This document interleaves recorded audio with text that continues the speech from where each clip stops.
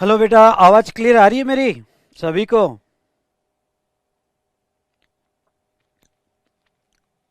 आवाज क्लियर है?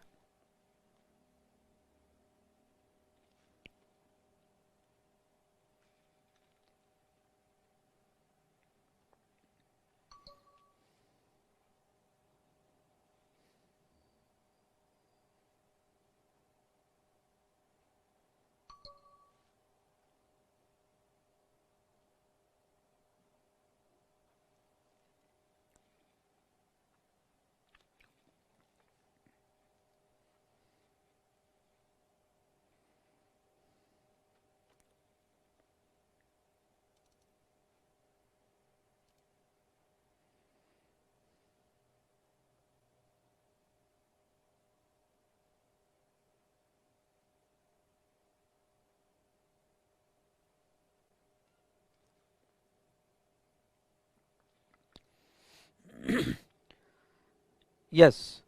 मैं सबको ये कह दूं कि किसी को अगर नो कोर्स असाइन बता रहा होगा तो टेलीग्राम लिंक में मैंने नंबर शेयर किया है। मेरी टीम जो है यहाँ पे मेरे सामने ही बैठी हुई है, तो आप कॉल कीजिएगा। डेफिनेटली वो आपको हेल्प करेगी जो भी आपके प्रॉब्लम है। तो मेरी टीम वो टेलीग्राम चैनल में मैंने जो है टेलीग्राम चैनल में मैंने लिंक आपको व्हाट्सअप नंबर दिया हुआ है। आप उन्हें कॉल कीजिएगा, डेफिनेटली आपको हेल्प करेगी। और जिसको भी लाइव सेशन लोडिंग या ऐसा कुछ ऑप्शन आ रहा होगा तो वो एक बार अपना ऐप को क्लोज करे और वापस से रीस्टार्ट करे। ये प्रैक्टिस ऑलवेज फॉलो कीजिएगा कि क्लोज करके वापस रीस्टार्ट करने का। ठीक है। और मैं ये कह रहा हूँ कि इसके बाद का सेशन जो होगा वो हमारे सॉफ्टवेयर में ही होगा और उसमें रिकॉर्डेड रहेगा। अगर कोई रीज़न की वजह से आप लाइव स्ट्रीमिंग में नहीं कनेक्ट हो पाए तो वो रिकॉर्डेड सेशन हो जाएगा और आपकी सभी टेक्निकल क्वेरीज जो है सॉल्व हो जाएगी। इसलिए मैं सभी स्टूडेंट्स को ये रिक्वेस्ट करना चाहूँगा जो अभी लाइव स्ट्रीमिंग में कर रहे हैं कि lecture number 6, I repeat lecture number 6 जो है यहाँ पे वो हमारे ऐप में होने की वजह से आप अभी ऐप से ही लेक्चर करें और यूट्यूब से ना करें, सो दैट कि आपका ऐप भी आपके मोबाइल से या टैबलेट से यूज टू हो जाए। इसलिए मैं सबको ये रिक्वेस्ट करूँगा कि यूट्यूब से नहीं, ऐप से ही करें, क्योंकि ये लास्ट सेशन, इसके बाद आपको ऐप से ही यूज़र फ्रेंडली होना है। ठीक है, चलिए, डन।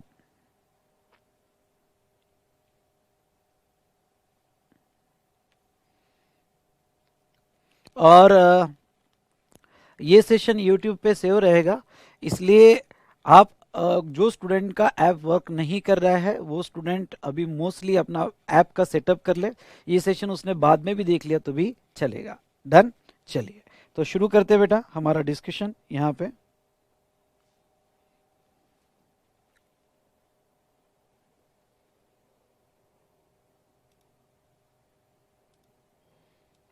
और अभी मैं जो भी डाउट्स है वो यूट्यूब पर के नहीं एंटरटेन करूँगा, हमारे ऐप पर के ही डाउट्स एंटरटेन करूँगा, क्योंकि दोनों यहाँ पे हैंडल करना मुश्किल है। इसलिए यूट्यूब चलते रहेगा पर ऐप पर के ही डाउट में एंटरटेन करूँगा। हाँ, मैसेजेस मैं देख पा रहा हूँ। हाँ हाँ, मैसेज मैं सब देख पा रहा हूँ बेटा। चलिए, स्टार्ट करते हैं। देखो, तो लास्ट सेशन में जो है हमने यहाँ पे, ध्यान से सुनिएगा, लास्ट सेशन में हमने यहाँ पे हम्म, एक minute, just just a minute.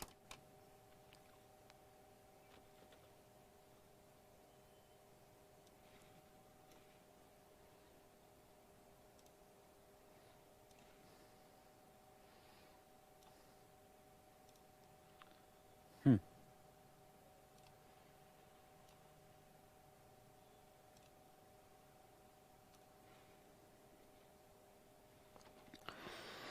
आ, कौन कौन सी एग्जामटेड सर्विस देखी यहाँ आपको बता देता हूँ। और इसको एक स्टोरी लाइन से आप याद रख सकते हो। एक अपनी जो नोटबुक है, खिचड़ी बुक, वो खिचड़ी बुक लेना और उसमें सबसे पहले फटाफट मेरे साथ लिखिएगा हेल्थ केयर।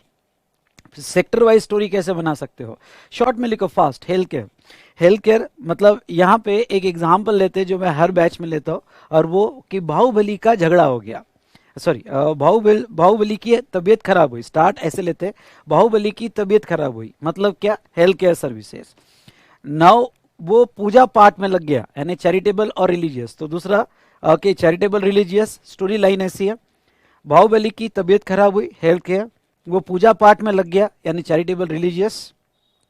इसके बाद की स्टोरी लाइन, उसने लॉयर को बुलाया, तीसरा लिखो लीगल सेक्टर, तीसरा लीगल सेक्टर, उसने लॉयर को बुलाया, यहां पे उसने लॉयर को बुलाया, तीसरा लिखो लीगल सेक्टर। उसके पास खेती थी, उसके पास खेती थी, एग्रीकल्चर लैंड थी, तो एग्रीकल्चर सेक्टर, तो नेक्स्ट एग्रीकल्चर सेक्टर। ठीक है, तो देखो बाहुबली की तबीयत खराब हुई, वो पूजा पाठ में लग गया, चैरिटेबल रिलीजियस सेक्टर। नेक्स्ट उसने यहाँ पे लॉयर को बुलाया, नेक्स्ट उसके पास खेती थी, खेती मतलब एग्रीकल्चर सेक्टर, सोचा खेती का बंटवारा कर दे, सोचा खेती का बंटवारा कर दे, भाई आप तबीयत खराब है कभी भी जा सकते तो खेती का बंटवारा कर देते हैं। नाउ नेक्स्ट यहाँ पे, नेक्स्ट आगे जो है बेटा, वो उसके बहुत सारे रिलेटिव आए, रिलेटिव पैसेंजर ट्रांसपोर्ट, बहुत सारे रिलेटिव आए पैसेंजर ट्रांसपोर्ट, बहुत सारे रिलेटिव आए पैसेंजर ट्रांसपोर्ट, अपने साथ बड़ी बड़ी पेटियां लाए, अपने साथ बड़ी बड़ी पेटियां लाए मतलब गुड्स ट्रांसपोर्ट, क्योंकि खेती का बंटवारा होने वाला था तो उसके सारे रिलेटिव आए पैसेंजर ट्रांसपोर्ट, उसके बाद में बड़ी बड़ी पेटियां लाए गुड्स ट्रांसपोर्ट, गुड्स ट्रांसपोर्ट। घर में रहने के लिए जगह नहीं बची, घर में रहने के लिए जगह नहीं बची यानी रेंटिंग ऑफ रेसिडेंशियल ड्वेलिंग, घर में रहने के लिए जगह नहीं बची, रेंटिंग ऑफ रेसिडेंशियल ड्वेलिंग, तो होटल बुक किए गए, hotel in guest house, renting of hotel in guest house. ठीक है, एक बार फिर से, बाहुबली की तबीयत खराब हुई हेल्थ केयर सेक्टर, पूजा पाठ में लग गया रिलीजियस और चैरिटेबल सेक्टर, उसके बाद में उसने एडवोकेट को बुलाया लीगल सेक्टर, उसके पास खेती थी, खेती का बंटवारा करना था एग्रीकल्चर सेक्टर, खेती का बंटवारा करना था एग्रीकल्चर सेक्टर, बहुत सारे रिलेटिव आए पैसेंजर ट्रांसपोर्ट सेक्टर, अपने साथ बड़ी बड़ी पेटियां लाए भाई कुछ मिलने वाला हो, तो यहाँ पे कौन सा, तो यहाँ गुड्स ट्रांसपोर्ट सेक्टर, ध्यान सुनिएगा गुड्स ट्रांसपोर्ट सेक्टर। नेक्स्ट जो बेटा यहाँ तक देखा जाए तो घर में रहने के लिए जगह नहीं थी यानी रेसिडेंशियल ड्वेलिंग, होटल बुक किया गया, होटल बुक किया गया तो उसके लिए जहाँ तक देखा जाए तो renting of hotel in guest house जिसका रेंट 1000 है उससे कम है। आगे आगे हमने कौन सा सेक्टर देखा था, एग्रीकल्चर सेक्टर हो गया, हाँ एंटरटेनमेंट सेक्टर देखा था, एंटरटेनमेंट सेक्टर, तो सब लोग आने के वजह से, आगे लिखिए सब लोग आने के वजह से तबीयत ठीक हुई और जलवा हुआ, तबीयत ठीक हुई और जलवा या पावरी हुई, पावरी बोलते ना अभी पार्टी को, तो पावरी हुई मतलब एंटरटेनमेंट सेक्टर। ओके, अगर आप देख रहे हो तो एंटरटेनमेंट सेक्टर। चलो यहां तक तो हो गया, स्टोरी को हम आगे बढ़ाएंगे क्योंकि सब लोग आने से उसकी तबीयत ठीक होगी, जलवा हुआ, पार्टी हुई, एंटरटेनमेंट सेक्टर। चलिए नेक्स्ट सेक्टर स्टार्ट करते हैं और स्टोरी को इसी तरह से आगे बढ़ाएंगे, यानी ये स्टोरी लाइन में आपका जो है पूरा एग्जाम्पशन अच्छे से हो जाएगा। नेक्स्ट यहाँ पे exemption in banking and financial services, ये एग्जाम्पशन देख लो फटाफट यहाँ पे। ये एग्जाम्पशन में ऐसा है बेटा, दो एग्जाम्पशन है एक्चुअली, ये सिर्फ बैंकिंग के लिए नहीं, अगर आप देखते हो तो ये सिर्फ बैंकिंग के लिए नहीं, बैंकिंग एंड फाइनेंशियल सेक्टर दोनों के लिए है। मतलब अगर आप फाइनेंशियल एक्टिविटी कर रहे हो, आप किसी को अनसिक्योर्ड लोन दे रहे हो और कि आप कहीं इन्वेस्टमेंट कर रहे हो, पैसा इन्वेस्ट कर रहे हो, तो वो भी इन्वेस्ट यहाँ पे फाइनेंशियल सेक्टर माना जाएगा।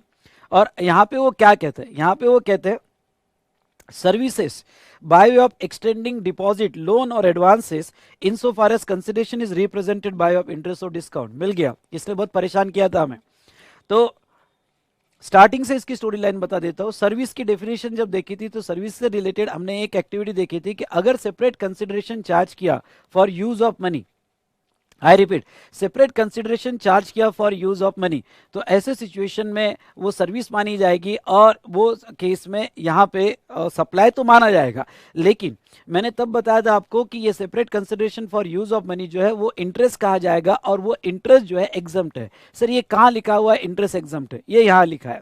ओके, इंडिया में कोई भी किसी को, सिर्फ बैंक तक कन्फाइन मत रखना, इंडिया में कोई भी किसी को लोन, एडवांसेस या डिपॉजिट देता है, लोन देता है या डिपॉजिट रख रहा है बैंक में या एडवांसेस दे रहा है, तो वो जो इंटरेस्ट मिलता है उसको, वो इंटरेस्ट एग्जाम कर दिया गया। या डिस्काउंटिंग, जैसे चेक डिस्काउंटिंग है, बिल ऑफ एक्सचेंज डिस्काउंट है, या प्रॉमिसरी नोट डिस्काउंटिंग का जो इनकम है। डिस्काउंटिंग होता क्या है? Discounting early deduction of interest होता है। तो अगर डिस्काउंटिंग का पैसा मिलता है तो वो डिस्काउंटिंग का पैसा भी यहाँ पे जहां तक देखा जाए तो ये एग्जाम माना जाएगा। लेकिन एक एरिया एग्जाम नहीं माना जाएगा, और वो है कि interest involve in credit card services. Credit card services पे जो भी इंटरेस्ट लगाया गया, गवर्नमेंट उसका बेनिफिट देने के लिए रेडी नहीं है, इसलिए उस इंटरेस्ट पे जीएसटी लगाया जाएगा। इसलिए अगर आपके पास क्रेडिट कार्ड होगा तो क्रेडिट कार्ड पे जो इंटरेस्ट लगा होगा कि उसके ऊपर गवर्नमेंट ने जीएसटी लगाया हुआ है। ठीक है,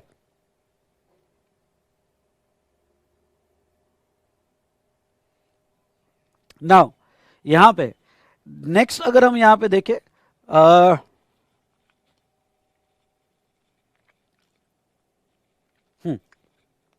क्लॉज बी अगर हम यहां देखें तो क्लॉज बी क्या क्या प्रॉब्लम है यहां पे देखो। इंटरसी सेल और purchase of foreign currency amongst bank और authorise dealer of foreign exchange amongst bank and such dealer. मतलब क्या? अगर फॉरेन एक्सचेंज, ध्यान सुनिएगा, अगर फॉरेन एक्सचेंज यहाँ पे कस्टमर को बेची जा रही है तो इसके ऊपर तो जीएसटी और इसके लिए स्पेशली वैल्यूएशन रूल है। और रूल 32 में अगर आप मनी चेंजिंग बिजनेस में हो तो उसके ऊपर वैल्यू कैसे फिक्स करना, तो आरबीआई रेट और डीलर रेट का डिफरेंस, या फिर उन्होंने कि यहाँ पे 1 लाख, 10 लाख और 10 लाख के ऊपर इस तरह से स्लैब फिक्स किया हुआ है, जो हम वैल्यूएशन में आगे देखेंगे। बात जो है कि बैंक और यहाँ कस्टमर की नहीं है, बात बैंक और कस्टमर्स की नहीं है, तो फिर किसकी बात है?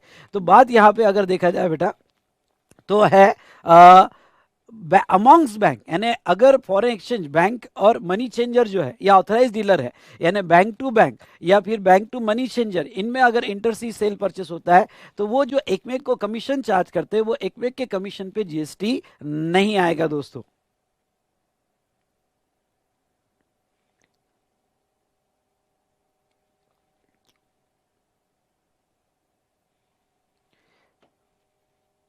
यहाँ पे अमॉन्ग्स बैंक तो उसमें यहाँ पे जीएसटी नहीं आएगा। चलिए, यस बेटा, सब ठीक चल रहा है सॉफ्टवेयर में कि वॉइस लैगिंग है अभी भी? अगर जिसके भी सॉफ्टवेयर में वॉइस लैगिंग है वो एक बार फिर से अपना इंटरनेट, हाँ वेरी गुड, जिसका वॉइस लैगिंग है उसका इंटरनेट थोड़ा स्लो होगा। नहीं, हो जाएगा, क्लियर हो जाएगा, डोंट वरी। लाइव स्ट्रीमिंग में तो सभी सॉफ्टवेयर में हमने लगभग 5-6 सॉफ्टवेयर चेक किए, ये लैगिंग का इंटरनेट की वजह से प्रॉब्लम आता है। इसलिए रिकॉर्डेड सेशन भी आप बाद में देखो तो चल जाएगा, पर जो स्टूडेंट लाइव स्ट्रीमिंग करना चाहते हैं थोड़ा बहुत उनको तो एडजस्ट करना पड़ेगा कि मोस्टली ये इंटरनेट प्रॉब्लम की वजह से लैगिंग होता है। ठीक है, अब टेक्नोलॉजी डेवलप हो रही है बेटा, उसके साथ हम भी डेवलप हो। कि कोविड के पहले किसने सोचा था कि इतनी टेक्नोलॉजी अपग्रेड हो जाएगी? आज ये टेक्नोलॉजी आपका अवेलेबल है। ओके, तो थोड़ा बहुत तो ये दिक्कत जाएगा। उसके बाद में नेक्स्ट अगर हम देखें यहाँ पे services, next exemption, services by an acquiring bank to any person in relation to settlement of amount up to 2000 rupees in a single transaction transacted through credit card, debit card और charge card etcetera. ये exemption वैसे कोई इतना important नहीं है, पर आपको ये बता दूं कि जब भी आपका क्रेडिट कार्ड स्वैप होता है तो बैंक अपना कमीशन लेती है।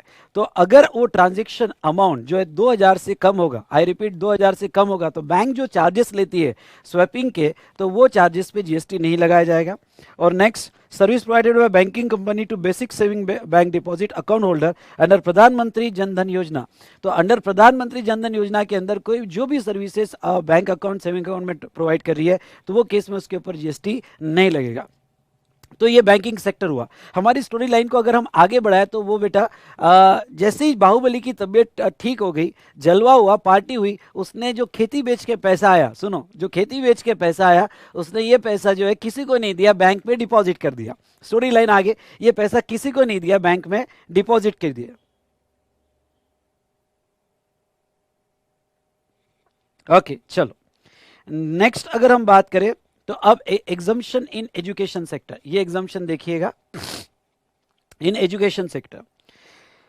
ये एग्जम्पशन में यहां ट्रांसपोर्टेशन ऑफ स्टूडेंट, फैकल्टी और स्टाफ। अब मैं आपको थोड़ा ये एग्जम्पशन डिस्कस करना चाहूंगा, इसके ऊपर एग्जाम में क्वेश्चन आ सकता है।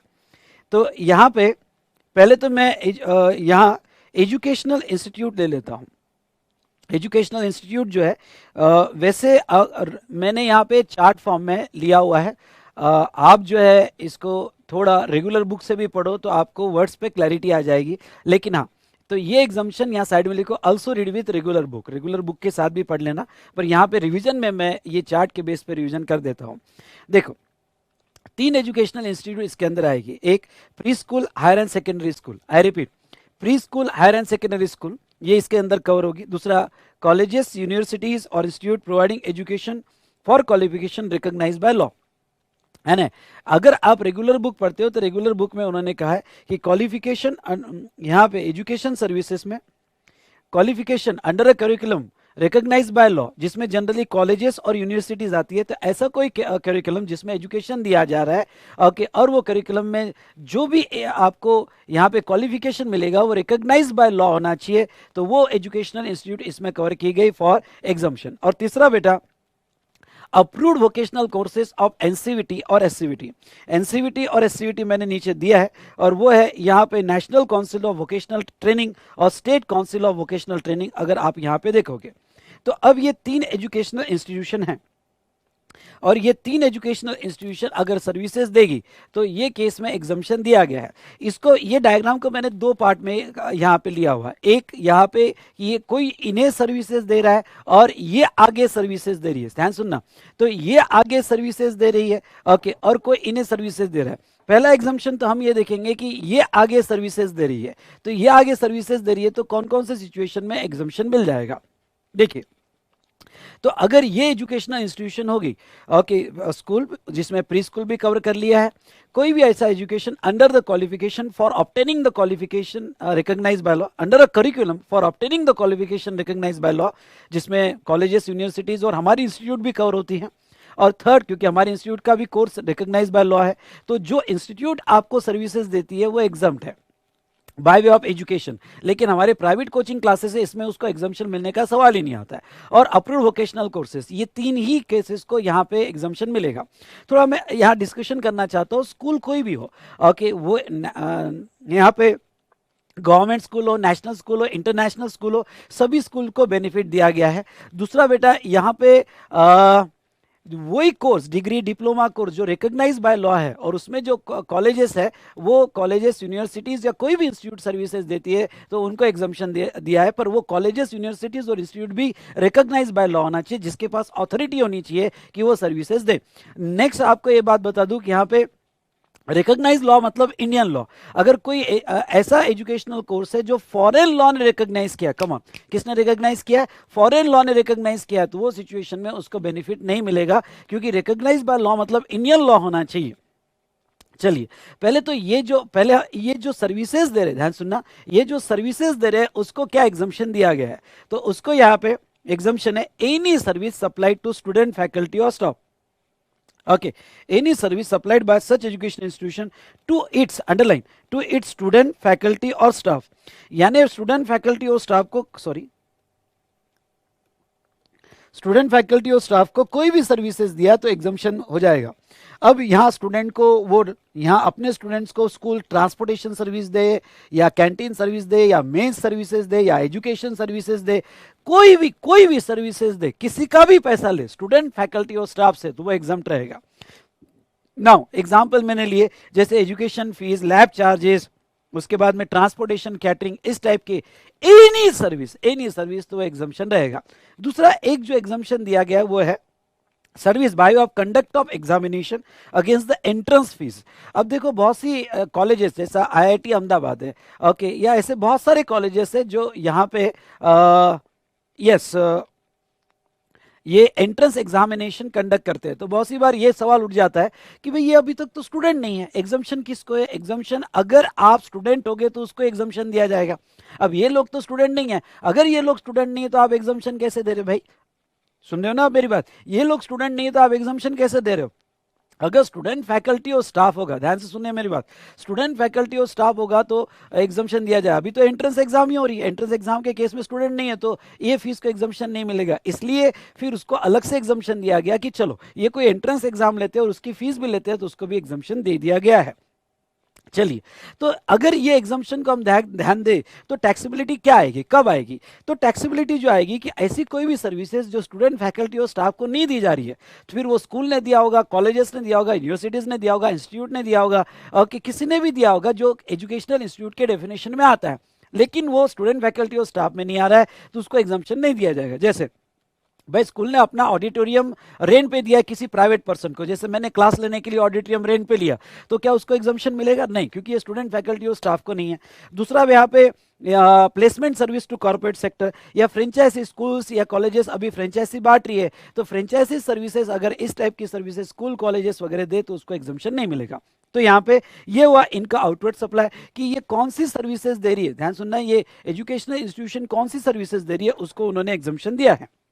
नाउ अब बेटा कुछ ये जो सर्विसेज लेगी, यहां ध्यान सुनना, कुछ ये जो सर्विसेज लेगी यहाँ पे, तो यहाँ जो वो सर्विसेज लेगी उसको भी एग्जाम्पशन है। जैसे ओके, थोड़ा इस एग्जाम्पशन को ध्यान में पढ़ना, जो वो सर्विसेज ले रही, पहली बात तो ओके स्कूल कॉलेजेस या अप्रूव्ड वोकेशनल कोर्सेज जो है ये सभी सर्विसेज लेगी, उसको एग्जाम नहीं है, सभी सर्विसेज लेगी उसको एग्जाम नहीं है। नाउ कौन कौन सी? जैसे ये पहला मैंने इसके कैटेगराइजेशन की है, पहली तीन services transportation of student faculty और स्टाफ, दूसरा कैटरिंग सर्विस, तीसरा सिक्योरिटी और क्लीनिंग एंड हाउसकीपिंग सर्विस। ये सर्विसेज अगर ओनली स्कूल ले, ये बराबर ध्यान से पढ़ना, ये सर्विसेज ओनली अगर स्कूल ले तो वही सिचुएशन में एग्जाम्पशन दिया जाएगा, वही सिचुएशन में एग्जाम्पशन दिया जाएगा अगर ओनली स्कूल लेता है तो। Is it clear? यस और नो? ठीक है। उसके बाद में supply of online educational as a journals और पीरियडिकल्स, अगर ये सर्विसेज कॉलेजेस और यूनिवर्सिटीज ले तो उसको एग्जाम्पशन दिया गया। तो ये जो सेकंड वाला सर्विसेज है कॉलेजेस और यूनिवर्सिटीज लेती है तो उसको एग्जाम्पशन दिया गया। और तीसरा ध्यान सुनिएगा, सर्विसेज, ये तीसरा वाला services relating to admission to और कंडक्ट ऑफ एग्जामिनेशन, ये अगर तीनों भी ले, ये ख्याल सुनो, ये अगर तीनों भी ले तो उसको यहां एग्जाम्पशन दिया जाएगा, तीनों भी लिया तो एग्जाम्पशन दिया जाएगा।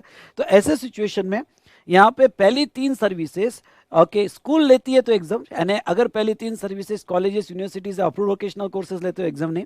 दूसरा पीरियडिकल जर्नल्स की सर्विसेज, जो ऑनलाइन पीरियडिकल जर्नल सिर्फ कॉलेजेस को एग्जाम्पशन दिया गया है। और तीसरा वाला तीनों को, मतलब कंडक्ट ऑफ एडमिशन और एग्जामिनेशन, स्कूल के बिहाफ पे, कॉलेज के बिहाफ के, इंस्टीट्यूट के बिहाफ पे कोई भी एग्जामिनेशन अगर कंडक्ट करता है तो वो तीनों को एग्जाम्पशन दिया गया है। इसके अलावा बाकी सब सर्विसेज टैक्सेबल है। आई रिपीट, इसके अलावा बाकी सब सर्विसेज टैक्सेबल होगी। ओके, यानी अगर एग्जाम में आ जाए कि भाई स्कूल्स ने रेंट पे प्रीमाइस ली, क्या टैक्सेबल होगा? यस। स्कूल ने ऑडिटिंग सर्विस ली, यहाँ पे क्या टैक्सेबल होगा? यस। तो ये बात आप थोड़ा ध्यान देखना, ओनली एग्जाम्पशन लिमिटेड है। अब नीचे अप्रूव्ड वोकेशनल कोर्सेज की डेफिनेशन दी है, वो आपने रीड करना, वैसे एग्जाम के हिसाब से इंपॉर्टेंट नहीं है, सिर्फ दो वर्ड याद रखना, एनसीवीटी और SCVT, national council of additional training के कुछ कोर्सेज और state council of educational training के कुछ कोर्सेज, इनके कुछ कोर्सेज जैसे एम्प्लॉयबल स्किल कोर्स वगैरह, तो इंडस्ट्रियल ट्रेनिंग कोर्स वगैरह, इनको यहाँ पे एग्जाम्पशन दिया गया है। आई होप आपको ये एग्जाम्पशन समझ में आया होगा। तो अब एक बार फिर से 2 मिनट में रिवाइज कर देता हूं। ये एग्जाम्पशन में आउटवर्ड सप्लाई, यानी ये एजुकेशनल इंस्टीट्यूट होगी और आउटवर्ड सप्लाई होगा। ओके, तो कोई भी स्टूडेंट फैकल्टी और स्टाफ को दिया तो एग्जाम, दूसरा एंट्रेंस एग्जाम को एग्जाम्पशन, उसके अलावा बाकी सब टैक्सेबल। और इतनी लिमिटेड सर्विसेज अगर ये लेते हैं तो वो सिचुएशन में एग्जाम्पशन में आएगा।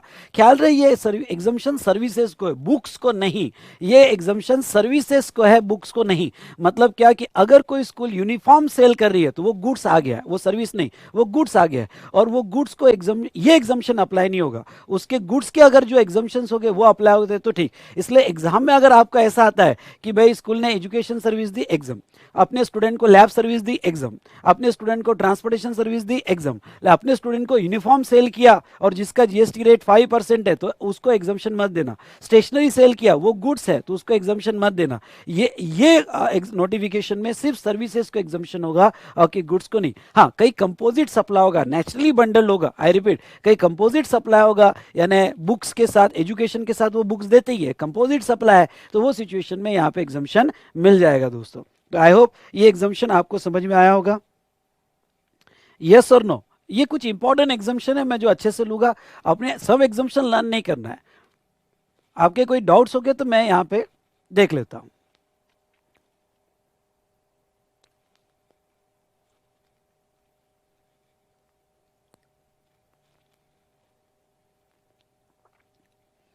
कोई डाउट्स बेटा?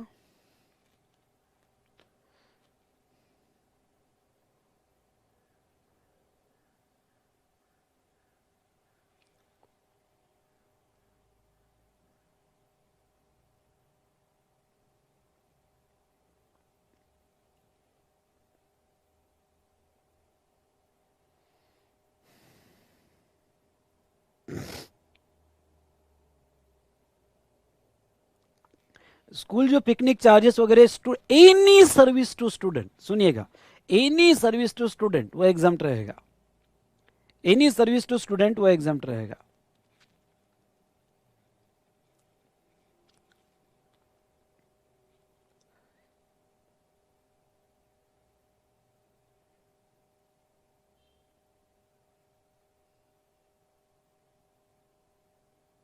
चलिए, आपके ऐसे कोई डाउट तो है नहीं।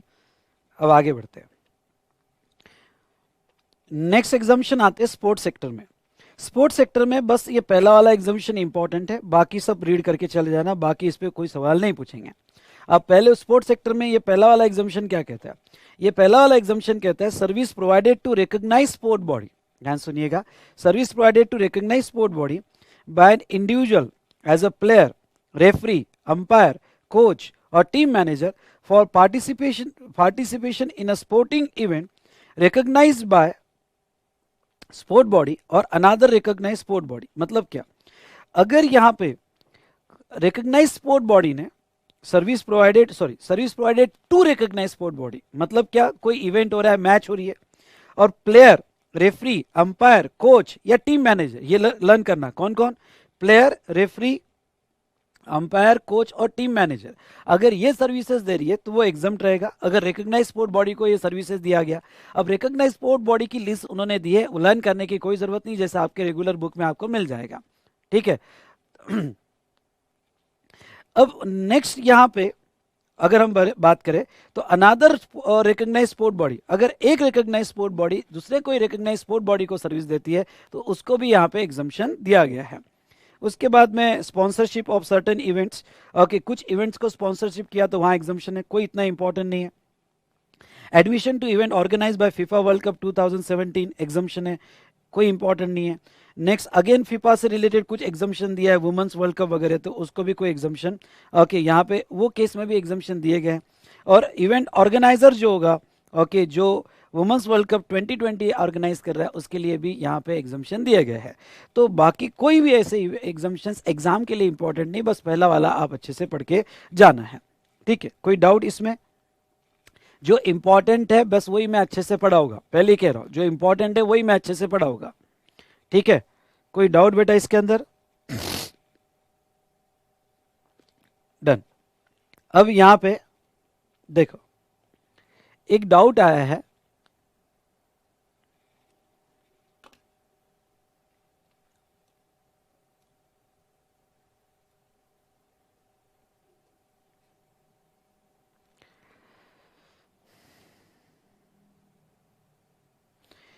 नहीं बेटा, एक सवाल है कि सर कैटरिंग सर्विस आउटसोर्स की है और कैटरर्स वाले ने स्कूल और कॉलेजेस को यहाँ पे चार्जेस लगाए हैं, और आगे स्कूल वालों ने स्टूडेंट को चार्जेस लगाए। सबसे पहले तो ये बता दूं, स्कूल वालों ने जो स्टूडेंट को चार्जेस लगाए, स्कूल वालों ने जो स्टूडेंट को चार्जेस लिया वो एग्जाम्प्ट है। लेकिन अगर आप ये देखते हो ध्यान से तो इसमें कैटरिंग सर्विस भी आता है, और ये कैटरिंग सर्विस अगर स्कूल लेता है तो एग्जाम्प्ट है। कैटरिंग सर्विस जो आउटसोर्स की है और स्कूल लेता है तो एग्जाम्प्ट है। लेकिन अगर कॉलेजेस लेता है, यूनिवर्सिटीज लेता है तो वो टैक्सेबल होगा, वो केस में जीएसटी आएगा। लेकिन स्कूल लेता है तो वो केस में एग्जम्पशन दिया गया है। डन। चलिए अब नेक्स्ट एक इंपॉर्टेंट एग्जम्पशन पे आते हैं, और वो इंपॉर्टेंट एग्जम्पशन है service provided by government to business entity, to business entity. ठीक है, पूरा गवर्नमेंट सेक्टर मैंने यहां पे कवर किया हुआ है। सबसे पहले तो मैं यहाँ अलग अलग एंट्रीज है गवर्नमेंट की जो मैं यहाँ कवर कर रहा हूँ। जो एग्जाम्पशन है ये पूरा पूरा चार्ट बहुत अच्छे से पढ़ के जाना, एग्जाम में बहुत काम आएगा। चलिए पहला, service provided all services by RBI, by RBI मतलब इंडिया में रिजर्व बैंक ऑफ इंडिया कोई भी सर्विसेज किसी बैंक्स को, गवर्नमेंट को, for formulation of policy etcetera, कोई भी सर्विसेज किसी को भी प्रोवाइड करे फॉर कंसिडरेशन, वो एग्जम्प्ट होगी, उसके ऊपर जीएसटी नहीं आएगा दोस्तों। चलिए ये हमारा यहाँ पे हो गया। उसके बाद में नेक्स्ट अगर मैं लूँ, services by foreign diplomatic mission in India, all services provided by foreign diplomatic mission located in India, मतलब फॉरेन एम्बेसीज है और वो सर्विसेज प्रोवाइड कर रही है, तो वो सिचुएशन में भी यहाँ पे एग्जम्पशन दिया गया है। उसके बाद में access to road bridge on payment of toll, जो टोल चार्जेस है, ध्यान से सुनिएगा, जो टोल चार्जेस है जो हाईवे पे लगते हैं, वो टोल चार्जेस को भी एग्जम्पशन दिया गया है, उसके ऊपर कोई जीएसटी नहीं लगेगा। जो स्टेट गवर्नमेंट के हाथ में, वो ऑलरेडी स्टेट गवर्नमेंट का टैक्स माना जाता है। और एक्सेस टू रोड और bridge on payment of annuity, तो यहाँ पे ये टोल चार्जेस और एन्यूटी चार्जेस, अब ये भी एन्यूटी चार्जेस भी एक तरह का टोल चार्जेस होता है जो पूरा एनुअली पे किया जाता है। तो वो जो एनुअली टोल चार्जेस दिया जाएगा उसको पेमेंट ऑफ एन्यूटी कहेंगे, और वो भी बेटा यहाँ पे जो है एग्जम्पशन में। ये गवर्नमेंट सेक्टर के छोटे छोटे एग्जम्पशन लिए।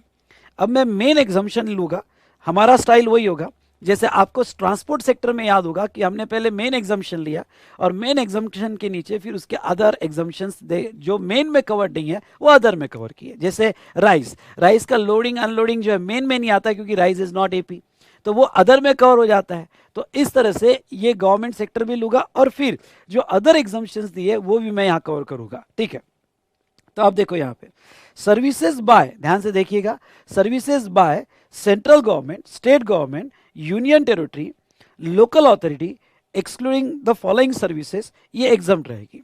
मतलब यहां पे आप ऐसा लिख सकते हो, क्या एग्जम्प्ट रहेगा, तो वो क्या कह रहे हैं, जो भी services central government, state government, union territory या लोकल अथॉरिटी देगी, ध्यान सुनना, central, state government, union territory या लोकल अथॉरिटी देगी, ये सारी सर्विसेज पहला थॉट एग्जम्प्ट रहेगी। अब आपका पहला क्वेश्चन आएगा कि सर हमने जो देखा, हमने ये देखा कि एग्जाम सर्विसेज, ध्यान सुनिएगा मेरी बात, एग्जाम सर्विसेज जो है वो तो एग्जम्प्ट है ना sir, sorry okay, government services जो है, गवर्नमेंट सर्विसेज आपने कहा था ये तो in the course of business है, होगी in the course of business as a public authority, क्योंकि बिजनेस की डेफिनेशन में हमने देखा है, तो even though in the course of business होगी, पर उसको भी यहाँ पे एग्जम्पशन दिया गया और ये कहता है कि सभी सर्विसेज जो गवर्नमेंट प्रोवाइड करेगी, पहला थॉट आपके दिमाग में यही आना चाहिए कि वो एग्जाम। लेकिन excluding the following services, excluding the following services मतलब वहां आप लिख सकते हो कि नीचे दी गई सर्विसेज यहां पे टैक्सेबल होगी, कौन कौन सी, उसको कोई एग्जम्पशन नहीं है। पहला, service by department of post by way of speed post, ध्यान से देखना, डिपार्टमेंट ऑफ पोस्ट ये गवर्नमेंट डिपार्टमेंट है, और by way of speed post, express parcel post, life insurance और agency services provided to any person other than government और state government. मतलब क्या, वैसा पहला thought, central government, state government, union territory, local authority कोई भी सर्विसेज दे exam. लेकिन अगर डिपार्टमेंट ऑफ पोस्ट होगा और ये डिपार्टमेंट ऑफ पोस्ट 4 सर्विसेज, उसके अलावा बाकी सब एग्जाम, ओनली 4 सर्विसेज टैक्सेबल। कौन सी 4 services taxable, speed post service taxable, express parcel post service taxable, उसके बाद में लाइफ इंश्योरेंस टैक्सेबल, जीएसटी आएगा, और नेक्स्ट एजेंसी सर्विसेज, इसके ऊपर जीएसटी आएगा। अगर आपको याद होगा तो रिवर चार्ज भी साथ साथ में देख लेना, हमने रिवर चार्ज में यह पढ़ा था कि गवर्नमेंट अगर बिजनेस एंटिटी को सर्विस दे रही है, आई रिपीट, गवर्नमेंट अगर बिजनेस एंटिटी को सर्विस दे रही है तो रिवर चार्ज में बिजनेस एंटिटी पे जीएसटी लायबिलिटी आती है। लेकिन उसके 4 एक्सेप्शंस थे। उसमें पहला था रेंटिंग ऑफ इमूवेबल प्रॉपर्टी, उसमें भी हमने साथ साथ में दूसरा एंट्री भी देखा था कि अगर renting of immovable property registered को दिया तो रिवर चार्ज है और अनरजिस्टर्ड को दिया तो गवर्नमेंट ही उसका टैक्स देगी। उसमें दूसरा एक्सेप्शन था ये वाला, department of post. Department of post की ये 4 सर्विसेज टैक्सेबल है। Department of post government department है और ये 4 सर्विसेज टैक्सेबल है। तो ऐसे सिचुएशन में अगर मैं रिवर्स चार्ज और ये कंक्लूड करूं तो ये 4 सर्विसेज पे टैक्स देना पड़ेगा। नेक्स्ट पॉइंट ध्यान सुनना, 4 सर्विसेज पे रिवर्स चार्ज, 4 सर्विसेज पे टैक्स देना पड़ेगा और वो रिवर्स चार्ज में नहीं, वो फॉरवर्ड चार्ज में ही होगा। इन सिंपल वर्ड मेरा ये बोलना है, अब पॉइंट वाइज ध्यान से सुनना। डिपार्टमेंट ऑफ पोस्ट की ये 4 सर्विसेज नॉर्मल पब्लिक को दे या बिजनेस एंटिटी को दे, किसी को भी दे, फॉरवर्ड चार्ज में डिपार्टमेंट ऑफ पोस्ट ही उसका टैक्स पे करेगा। एग्जाम्पल से समझ लीजिए, यहाँ पे अगर कोई बच्चा आता है और उसको कोई यहाँ पे स्पीड पोस्ट करवाना है, अब वो बच्चा है अपने मम्मी को लेटर लिख रहा है और अब लेटर का जमाना गया, आजकल व्हाट्सएप का जमाना है, पर एग्जाम्पल लेते, उसने लेटर लिखा, कुछ गिफ्ट अपने मम्मी को भेज रहा है, पापा को भेज रहा है और वो स्पीड पोस्ट से भेज रहा है, उस बच्चे को पैसा यहाँ पे 100 रुपीज लगाया जा रहा है, तो ये 100 रुपीज पे भी जीएसटी आएगा या डिपार्टमेंट ऑफ पोस्ट उसका टैक्स देगी। तो वो पब्लिक को दे या बिजनेस एंटिटी को दे, टैक्स तो लगेगा या नहीं लगेगा और वो फॉरवर्ड चार्ज में लगेगा। Same for express parcel post, life insurance services, और दूसरा यहाँ पे लास्ट एजेंसी सर्विसेज। सर ये एजेंसी सर्विसेज क्या होता है?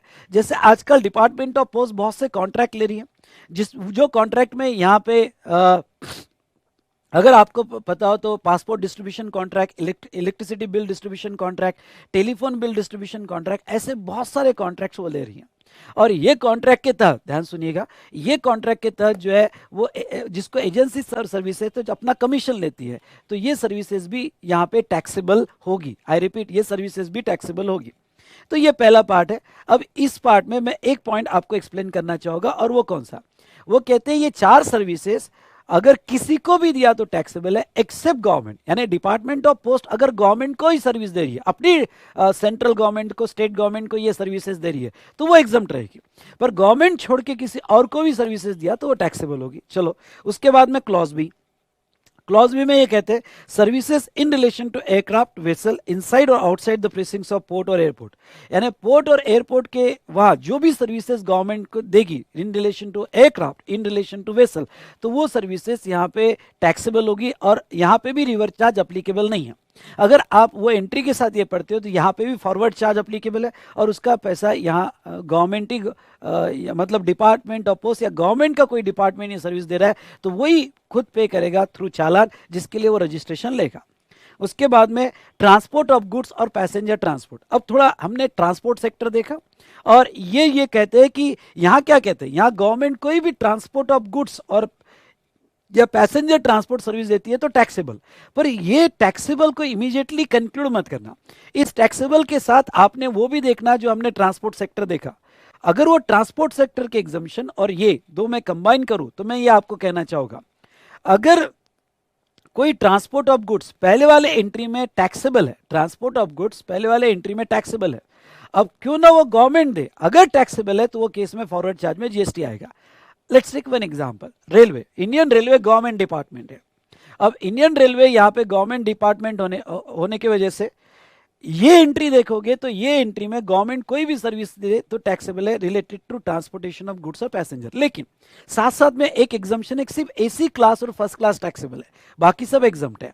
तो in the context of that exemption आप इस तरह से कंक्लूड कर सकते हो कि गवर्नमेंट का ट्रांसपोर्टेशन जो रेलवे के थ्रू है और एसी क्लास और फर्स्ट क्लास है तो वो यहाँ पे टैक्सेबल होगा और वो भी फॉरवर्ड चार्ज में टैक्सेबल होगा, रिवर्स चार्ज में टैक्सेबल नहीं होगा। Same for passenger transport services, उस एग्जम्पशन को ध्यान में रखते हुए आप इस एंट्री को कंसीडर करोगे। और लास्ट जो गवर्नमेंट की सर्विसेज टैक्सेबल है वो ये क्या है, तो लास्ट ये, क्योंकि ये 4 छोड़ के बाकी सब सर्विसेज एग्जम्प्ट है, तो फोर्थ जो है वो ओपन एंडेड क्लॉज है। इस फोर्थ क्लॉज को आप ध्यान से पढ़ते हो तो any service other than service code under A to C provided to business entity. यानी गवर्नमेंट ने ड्राफ्टिंग कैसे की, देखो पहले तो कह दिया any service exempted except following में पहला पोस्ट का हो गया, दूसरा वेसल और एयरक्राफ्ट का हो गया, तीसरा यहाँ पे इन्होंने ट्रांसपोर्टेशन सेक्टर कवर किया, और चौथा यानी ये चौथी जो टैक्सेबल है वो है any service to business entity. Business entity को आपने कोई भी सर्विसेज दी होगी तो वो टैक्सेबल होगी। यानी अगर इस एंट्री को मैं ध्यान से पढ़ूं तो मैसेज ये आता है कि अगर गवर्नमेंट बिजनेस एंटिटी को, यानी अगर आप चार्ट बनाओ तो मैसेज ये आता है कि गवर्नमेंट अगर पब्लिक को सर्विस दे रही है तो ये पहले लाइन में कवर हो जाता है कि एनी सर्विस प्रोवाइडेड, पब्लिक को सर्विस दे रही है तो एग्जाम। लेकिन अगर सर्विस बिजनेस एंटिटी को देगी, कोई भी सर्विस बिजनेस एंटिटी को दिया तो वो टैक्सेबल हो जाएगा। ओके, तो दो पार्ट, पब्लिक को दिया तो एग्जाम्प्ट है और बिजनेस एंटिटी को दिया तो टैक्सेबल है, टैक्सेबल है। और यहां पे बेटा रिवर चार्ज है, इसलिए वो ये कहते हैं ए टू सी को छोड़ के, क्योंकि ए टू सी ये तीन सर्विसेज किसी को भी दो, आई रिपीट मेरा स्टेटमेंट ना सुनना, ए टू सी यानी 1, 2 एंड 3 ये सर्विसेज किसी को भी दो, नॉर्मल छोटे बच्चे को दो, बिजनेस एंटिटी को, टैक्सेबल होगा और वो भी फॉरवर्ड चार्ज में टैक्सेबल होगा। लेकिन इसके अलावा अगर कोई सर्विस बिजनेस एंटिटी को दिया तो वो टैक्सेबल होगा और वो रिवर चार्ज में टैक्सेबल होगा। Come on come on come on, वो किस में बेटा, रिवर चार्ज में टैक्सेबल किया जाएगा। आई होप आपको ये जो बेसिक एग्जाम्पशन है ये समझ में आया होगा। अगर समझ में आया होगा तो यस की यस कहिएगा बेटा।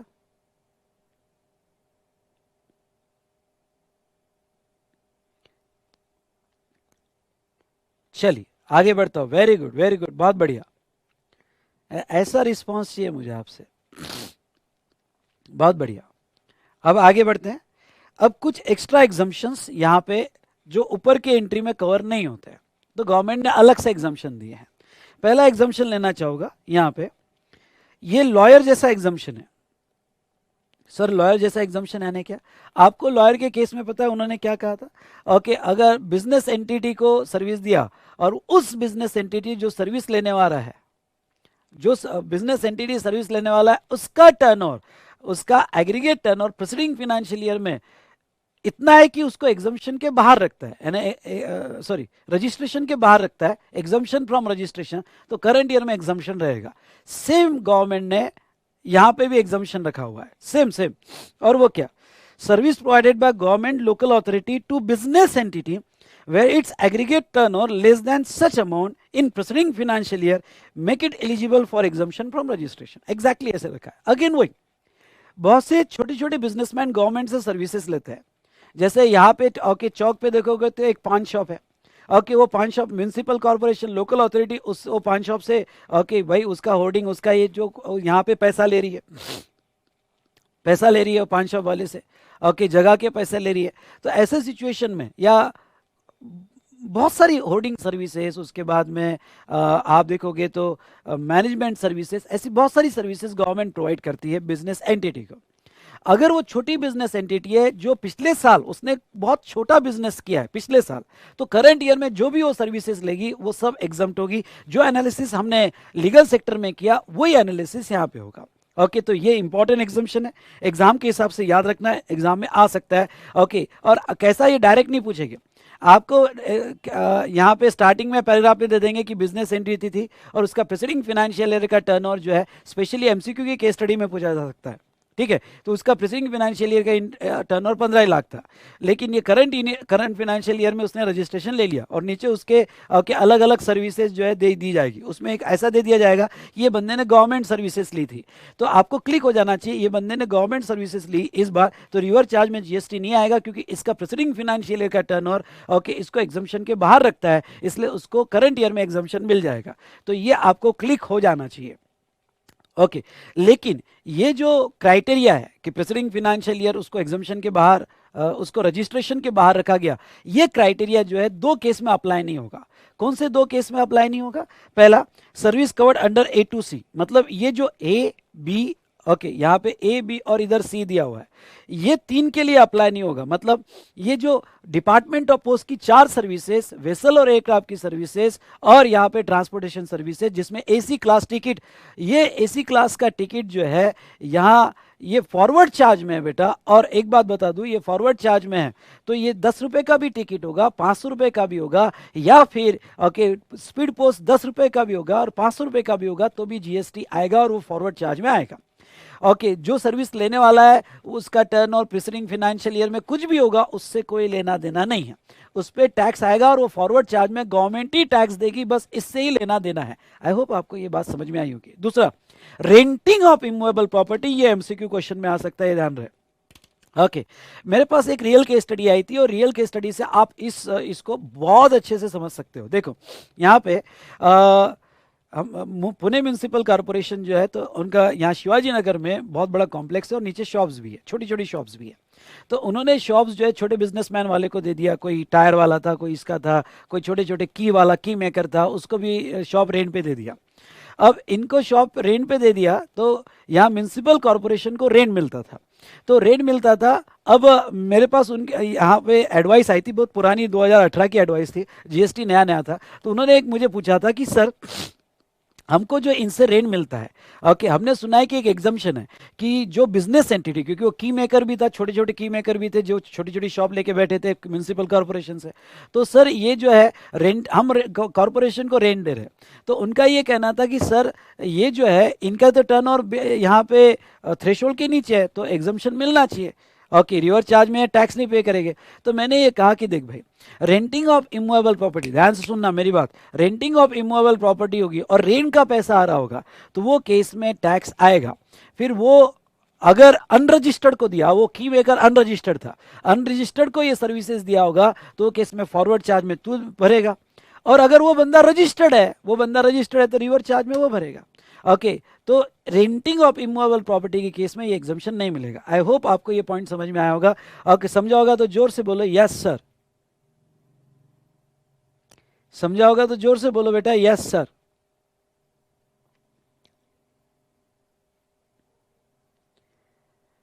Very good, very good. चलिए,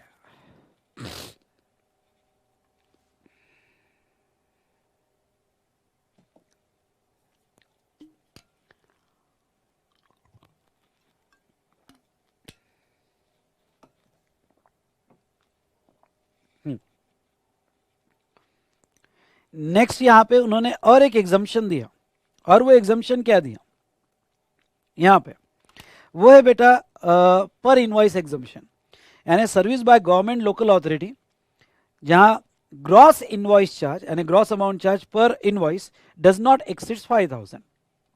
अब ये तो किसी को भी दे, यानी इन सिंपल वर्ड, जब गवर्नमेंट बिल बनाएगी और बिल का अमाउंट 5,000 या उससे कम है तो एग्जाम, 5,000 के ऊपर है तो टैक्सेबल। ध्यान सुनना, 5,000 है उससे कम होगा तो एग्जाम, 5,000 के ऊपर होगा तो टैक्सेबल, 5,000 के ऊपर होगा तो टैक्सेबल। ठीक है, नेक्स्ट, अगर supply continuous supply of service होगा तो exemption shall apply only where consideration charge for such service does not exceed 5,000 in a financial year. अब देखो वो क्या कहते हैं, अगर वन टाइम कॉन्ट्रैक्ट होगा, भाई आप यहाँ पे कस्टमर आया, गवर्नमेंट ने उसको सर्विस दे दी, ध्यान सुनना, गवर्नमेंट ने उसको सर्विस दे दी, उसका एडवर्टाइजमेंट सर्विस था, बिल 3,000 का बना, एग्जाम, ये वन टाइम है।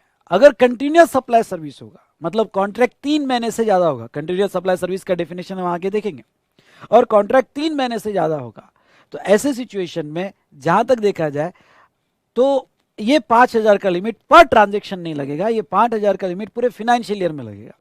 यानी वो पूरे फाइनेंशियल ईयर में, ध्यान से सुनिएगा, पूरे फाइनेंशियल ईयर में अगर अमाउंट 5,000 है उससे कम होगा तो एग्जाम, 5,000 से ज्यादा होगा तो टैक्सेबल। और अगर वन टाइम सर्विस होगी, मतलब कंटिन्यूस सप्लाई सर्विस नहीं होगी, कॉन्ट्रैक्ट पीरियड 3 महीने से कम होगा, तो फिर ये पर इनवॉइस 5,000 का क्राइटेरिया अप्लाई होगा। ठीक है, next exception, above exemption not applicable to service covered under clause A to C. अब ऊपर जो ए टू सी है, मतलब department of post, vessel aircraft या थर्ड ट्रांसपोर्ट सेक्टर, उसको ये एग्जाम्पशन नहीं है। मतलब क्या, मतलब अगर आप एसी क्लास में बैठते हो और आपकी टिकट 2,000 रुपये होती है, तो आपका अमाउंट 5,000 से कम भी होगा तो भी उसको एग्जाम्पशन नहीं मिलेगा। ए टू सी यहाँ एग्जाम्पशन है। लेकिन जैसे आप थोड़े कंपेयर करते हो तो ऊपर जो दो एक्सेप्शंस थे, ए टू सी वाला तो था ही, ए टू सी तो समझ लेना कोई भी हालत में आपको पैसा देना है, पर रेंटिंग भी एक्सेप्शन था, पर यहां रेंटिंग एक्सेप्शन नहीं है। मतलब क्या, मतलब यहां पे क्यों ना कॉन्ट्रैक्ट, सेकंड वाले में समझना, क्यों ना कॉन्ट्रैक्ट आपका रेंटिंग का होगा और रेंटिंग का कॉन्ट्रैक्ट कंटिन्यूस सप्लाई होगा और पूरे फाइनेंशियल ईयर का रेंट अगर 5,000 है उससे कम होगा, तो यहां एग्जाम्पशन मिल सकता है। तो गवर्नमेंट सेक्टर में दो एग्जाम्पशन है, एक रिसिपिएंट के टर्नओवर के बेस पे, सुनना, रिसिपिएंट जो बिजनेस एंटिटी है उसके टर्नओवर के बेस पे, और दूसरा एग्जाम्पशन सप्लायर के इनवॉइस के बेस पे। पहले इसको बाइफरेट कर दो, पहला एग्जाम्पशन रिसिपिएंट का aggregate turnover preceding financial year जो बिजनेस एंटिटी है उसके बेस पे एग्जाम्पशन है, और दूसरा सप्लायर के इनवॉइस के बेस पे एग्जाम्पशन है। अब थोड़ा हो सकता है कि आपको यहाँ कंफ्यूजन हो, इसलिए मैं रेंटिंग ऑफ इमूवेबल प्रॉपर्टी फिर से आपको यहाँ पे एक्सप्लेन करना चाहूंगा। जहां तक है, एक बार फिर से ध्यान सुनना। रिवर्स चार्ज में हमने ये देखा था, एक बार रिवर्स चार्ज वाला चार्ट याद करो। रेंटिंग ऑफ इमूवेबल प्रॉपर्टी, पहला thought, renting of immovable property taxable ही रहेगा, आइदर फॉरवर्ड या रिवर्स। टैक्सेबल ही रहेगा, आइदर फॉरवर्ड या रिवर्स। रिवर्स चार्ज में हमने क्या देखा था? रिवर्स चार्ज में हमने देखा था कि अगर सप्लाई अनरजिस्टर्ड को किया तो गवर्नमेंट टैक्स देगी, अगर सप्लाई अनरजिस्टर्ड को किया तो गवर्नमेंट टैक्स देगी, और सप्लाई रजिस्टर्ड को किया तो रिवर्स चार्ज लगेगा। अब यहां पे भी renting of immovable property covered है। तो बेटा या एक सिंपल फंडा समझ लो कि अगर गवर्नमेंट सप्लाई अनरजिस्टर्ड को कर रही है, इसका मतलब ये कि उसका एग्रीगेट टर्नओवर थ्रेशोल्ड के नीचे है, तो वो सिचुएशन में ध्यान सुनना, वो सिचुएशन में यहां पे फॉरवर्ड चार्ज लगेगा। टैक्स तो आएगा ही आएगा, पहले तो ये पॉइंट फिक्स कर लो, टैक्स तो आएगा ही आएगा। अब वो अनरजिस्टर्ड है तो फॉरवर्ड, और वो अगर रजिस्टर्ड है, सुनना, वो अगर रजिस्टर्ड है तो फिर रिवर्स चार्ज। और लेकिन सर जो रजिस्टर्ड है उसका aggregate turnover preceding financial year, no no no, exception है। जो रजिस्टर्ड सर्विसेज ले रहा है, इवन दो उसका aggregate turnover preceding financial year का थ्रेशोल्ड से कम होगा, तो भी रेंटिंग ऑफ इमूवेबल प्रॉपर्टी को ये एग्जम्पशन एप्लीकेबल नहीं है। मतलब ये केस में रिवर्स चार्ज लगेगा या नहीं लगेगा? Is it clear? तो टैक्स तो आएगा, लेकिन अगर इस एंट्री को मैं ध्यान में देखता हूं तो रेंटिंग का पैसा अगर कंटिन्यूअस सप्लाई है और पूरे फाइनेंशियल ईयर का 5,000 से कम है, तो यहां उसको 5,000 से कम है तो यहां एग्जम्पशन मिल सकता है। आई होप आपको ये पॉइंट समझ में आया होगा। इसमें कोई डाउट होगा तो आप पूछ सकते हो।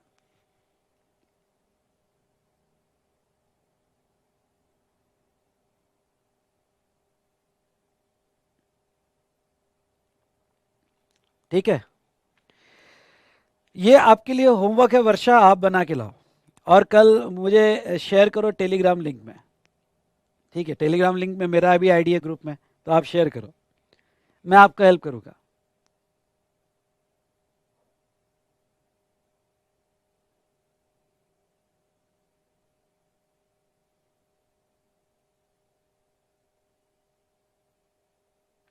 यस, रेंटिंग है और पूरे साल का कंटिन्यूस सप्लाई में पूरे साल का अगर रेंट 5,000 से कम है तो एग्जम्पशन सेकेंड वाले एंट्री में मिल जाएगा, सेकेंड वाले एंट्री में मिल जाएगा। जीएससी मतलब ग्रॉस अमाउंट चार्ज, या आप उसको वैल्यू ऑफ सप्लाई भी बोल सकते हो, ग्रॉस अमाउंट चार्ज। कोई भी यूट्यूब चैनल के डिस्क्रिप्शन कॉलम में टेलीग्राम लिंक दिए बेटा, वो टेलीग्राम लिंक ज्वाइन कर लो, ग्रुप ज्वाइन कर लो। ओके, जितने भी लेक्चर्स मैंने ये डाले हैं यूट्यूब पे उसके नीचे दिया हुआ है। चलिए नेक्स्ट हम देखते हैं सर्टिफिकेशन और registration based exemption government sector में। ओके, और ये आज ही थोड़ा इसके ऊपर रीड कर लेना, आपके हिसाब से चार्ट बना लेना। ओके यस, रीड कर लेना, आपके हिसाब से चार्ट बना लेना। मैंने जो भी एक्सप्लेन किया है वो याद करना कि मैंने क्या क्या बोला उससे रिलेटेड, और चार्ट बना लेना रिवर्स चार्ज को लेकर और इसको लेकर। अगर आप थोड़ा टाइम देके पढ़ोगे तो आपको ही बहुत अच्छे समझ जाएगा, और बेस मैंने आपको बना के दे दिया है। नाउ नेक्स्ट, सर्टिफिकेशन और registration based exemption. Again government sector में एग्जाम्पशन दिए गए। सर्विस प्रोवाइडेड बाय गवर्नमेंट और local authority by issuance of passport, visa, driving licence, birth certificate और डेथ सर्टिफिकेट। इससे रिलेटेड अगर सर्विस होगी तो एग्जाम्पशन है, एग्जाम के हिसाब से इंपॉर्टेंट आ सकता है। सॉरी, ये इसके ऊपर सवाल आ सकता है। Next, service provided by government और local authority by of registration under any law. अगर गवर्नमेंट के किसी भी लॉ में यहाँ पे रजिस्ट्रेशन करने की फीस लगती है तो वो फीस पे जीएसटी नहीं लगाया जाएगा। कोई भी रजिस्ट्रेशन समझ लो, आप फायर का लाइसेंस ले रहे हैं या उसमें रजिस्ट्रेशन करना है, अगर फैक्ट्री एक्ट में करना है या कोई भी लॉ में आपको रजिस्ट्रेशन करना है जिसका गवर्नमेंट अगर कुछ फीस लेती है तो उसके ऊपर जीएसटी नहीं आएगा। उसके बाद में testing, clarification, safety check, protection of safety worker, consumer और पब्लिक एट लार्ज, तो ये कुछ सर्विसेज गवर्नमेंट देती है तो एग्जाम्पशन है। उसके बाद में service by of licensing, registration and analysis और testing food sample, supplied by food safety and standard authority of India to food business operator, जैसे रेस्टोरेंट है तो food testing licence registration services जो ये अथॉरिटी प्रोवाइड करेगी तो उसको exemption मिलेगा। तो इसमें से पहला वाला एग्जम्पशन इंपॉर्टेंट है, ये अच्छे से पढ़ के जाना। Transfer of right base exemption, okay तो देखिए इसमें फर्स्ट बहुत बहुत इंपॉर्टेंट, ये तो टाइम पास है, ये 2016 के बाद इसका कोई इंप्लीकेशन नहीं है, सिर्फ दिया हुआ है पढ़ लेना, पर कोई इंप्लीकेशन नहीं है। देखो पहला, assignment of rights to use natural resources to individual farmer for the purpose of agriculture. Okay, assignment of rights to use natural resources to an individual farmer for the purpose of agriculture. कोई individual farmer होगा और वो individual farmer ने agriculture purpose के लिए natural resources के rights लिए government में, कोई हिल है वहाँ बहुत सारा यहाँ पे एनिमल फीड्स है तो, या एग्रीकल्चर में रेयरिंग ऑफ एनिमल्स या कल्टीवेशन ऑफ प्लांट का उन्होंने गवर्नमेंट से राइट्स लिए कि ठीक है हमें राइट्स लो, हम यहाँ टी प्लांट डालेंगे, ओके तो टी फार्म है कॉफ़ी फार्म है तो गवर्नमेंट से हिल ली जाती है, राइट्स लिए जाते हैं और एग्रीकल्चर पर्पज़ के लिए लिए जा रहे हैं तो गवर्नमेंट उसके जो राइट्स के चार्जेस लगाती है उसको एग्जम्पशन सॉरी बेटा ठीक है तो उसको एग्जम्पशन दिया गया है। उसके बाद में नेक्स्ट, ये दो तो छोड़ देना अभी कोई इसका रिलेवेंस नहीं है। Next, service provided by government entity against the consideration in the form of grants to another government,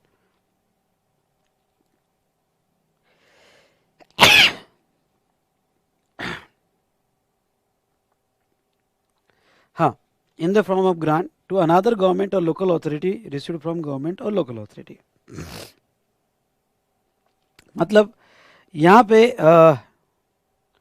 grant, okay grant एक गवर्नमेंट ने दूसरे गवर्नमेंट बॉडी को दिया तो वो केस में एग्जम्पशन है।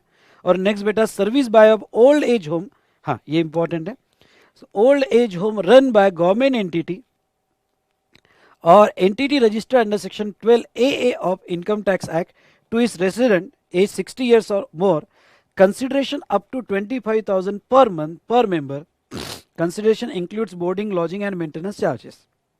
मतलब क्या, जो इंडिया के वृद्धाश्रम है आइदर गवर्नमेंट के होंगे या चैरिटेबल ट्रस्ट के होंगे, गवर्नमेंट के होंगे या चैरिटेबल ट्रस्ट के होंगे, और ये जो ओल्ड एज होम है यहाँ पे यस किसी को अगर रखा गया, ओके मैं यही कहूँगा कि ऐसा मत करना, पर कोई बेटे ने ओके ओल्ड एज होम में अपने पेरेंट्स को रख दिया, ये बहुत गलत है, ऐसा मत करना कभी लाइफ में। फिर रखा और उसका 25,000 या उससे कम जो है वो पे कर रहा है मंथली मेंटेनेंस या लॉजिंग बोर्डिंग सबके, तो ये ओल्ड एज होम गवर्नमेंट के या चैरिटेबल ट्रस्ट के सर्विस दे रहा है जिनका ओके मंथली अमाउंट 25,000 है उससे कम होगा तो उसके ऊपर कोई जीएसटी नहीं लगाया जाएगा, पर अगर 25,000 के ऊपर होगा तो पूरे अमाउंट पे जीएसटी लगाया जाएगा। और लास्ट कुछ और गवर्नमेंट सेक्टर की सर्विसेज, ये चार्ट मैंने बहुत अच्छे से अरेंज करके दिया आपको, एक ही पेज में आपके बहुत सारे एग्जम्पशंस हो जाते हैं, ठीक है। अब देखो, सर्विस प्रोवाइडेड बाय गवर्नमेंट और local authority to another government और लोकल अथॉरिटी, मतलब central government, state government, union territory या लोकल अथॉरिटी किसी दूसरे एक डिपार्टमेंट किसी दूसरे डिपार्टमेंट को सर्विसेज दे रहा है तो उसके ऊपर कोई टैक्स नहीं होगा। इंपॉर्टेंट, ये अच्छे से पढ़ के जाना, ओके। तो service amongst the government department और गवर्नमेंट डिपार्टमेंट या लोकल अथॉरिटी होगी तो उसमें कोई भी यहाँ पे जीएसटी नहीं लगेगा। दूसरा, फाइन और liquidated damages for tolerating non performance of contract, उसको भी एग्जम्पशन दिया गया। ये सभी एग्जम्पशन है, अदर एग्जम्पशंस आप लिख सकते हो, ये सभी एग्जम्पशंस है। तो यहाँ पे फाइन और liquidated damages for tolerating non performance of the contract. अब देखो यहाँ पे फाइन और लिक्विडेटेड चार्जेस यानी क्या, जैसा रोड कॉन्ट्रैक्ट दिया है, रोड बनाए कॉन्ट्रैक्ट दिया, अब विद इन टाइम कंप्लीट नहीं किया, या कोई भी टेंडर दिया है विद इन टाइम कंप्लीट नहीं किया तो गवर्नमेंट उसके फाइन लगाती है, उसको कहते हैं टॉलरेंस चार्जेस। अगर आपको शेड्यूल 2 याद होगा तो शेड्यूल 2 में पैरा 5 ये कहता है कि फॉरबियरेंस टॉलरेंस ये सर्विस मानी जाती है, तो गवर्नमेंट उनको जो यहाँ पे डैमेजेस लगाती है, लिक्विडेटेड डैमेजेस, उनका पैसा काट लेती है या फाइन लगाती है तो वो सर्विस की डेफिनेशन में आता है, लेकिन यहाँ इसको एग्जम्पशन दिया है, यानी कोई भी फाइन या लिक्विडेटेड डैमेजेस गवर्नमेंट लगाए तो उसको एग्जम्पशन दिया जाएगा। Next, merchant overtime charges for inspection of import container by custom officer. तो बेटा यहाँ पे ऐसा है कि जैसे कोई कंसाइनमेंट इंडिया में इंपोर्ट होता है, कंसाइनमेंट इंडिया में इंपोर्ट होने के बाद वहाँ पे कस्टम ऑफिसर के टाइमिंग्स होते हैं, मतलब सुबह 10 से लेके 6 बजे तक। अगर 6 बजे के बाद अनलोडिंग करनी है तो वहाँ पे ये एमओटी चार्जेस लगते हैं, जिसको मर्चेंट ओवर टाइम चार्जेस लगते हैं, है ना, क्योंकि हमारा ऑफिसर ओवर टाइम रुक रहा है आपके लोडिंग अनलोडिंग के लिए इंपोर्ट कंटेनर के, तो उसके चार्जेस लगाए जाते हैं। तो ये जो मर्चेंट ओवर टाइम चार्जेस है, ध्यान सुनिए मेरी बात, ये मर्चेंट ओवर टाइम चार्जेस है, ये merchant overtime charges exemption में रहेगा। और next, service by way of providing information under right to information act, यानी राइट टू इंफॉर्मेशन एक्ट में कोई भी इंफॉर्मेशन मांग रहा है तो उसकी जो सर्विसेज के चार्जेस होंगे वो भी एग्जम्प्ट रहेगा।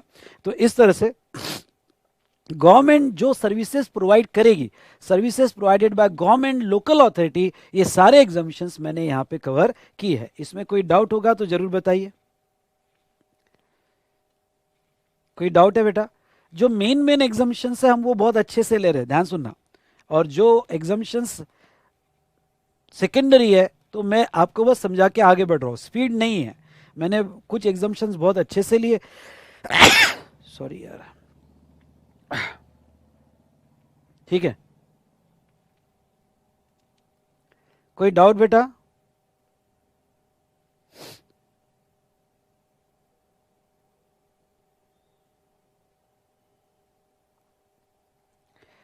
वन टाइम एक्सपेंसेस यानी क्या? प्लीज बताइए, वन टाइम एक्सपेंसेस यानी क्या? थोड़ा रेफरेंस बताइए मुझे।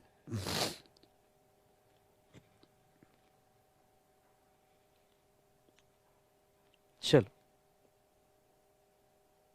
वेरी गुड, आगे बढ़ते हैं।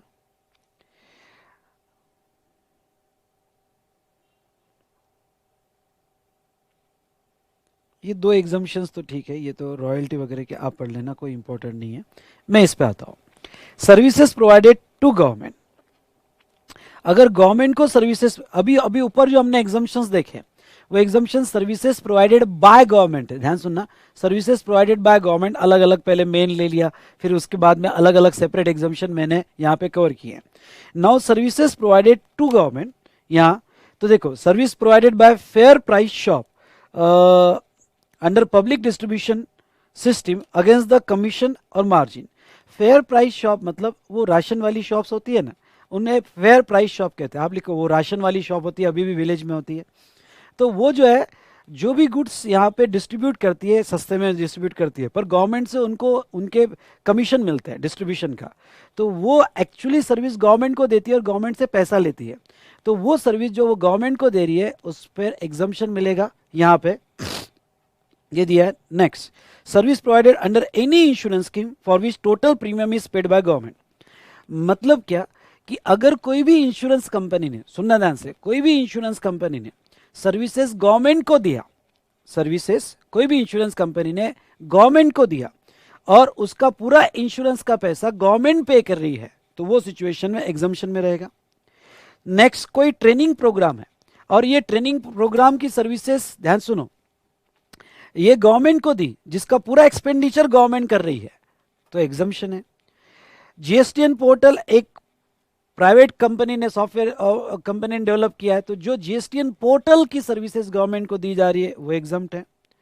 नेक्स्ट, ये वाला याद रखना, प्योर सर्विस कॉन्ट्रैक्ट होगा, प्योर सर्विसेज कॉन्ट्रैक्ट होगा, या कंपोजिट सप्लाई ऑफ गुड्स और service in which value of supply of goods constitute not more than 25% of value of said composite supply, provided by way of activity in relation to functions entrusted to panchayat municipality under the 243G और 243W of the constitution। मतलब क्या, 243 पंचायत के function है और 243W municipality के function है।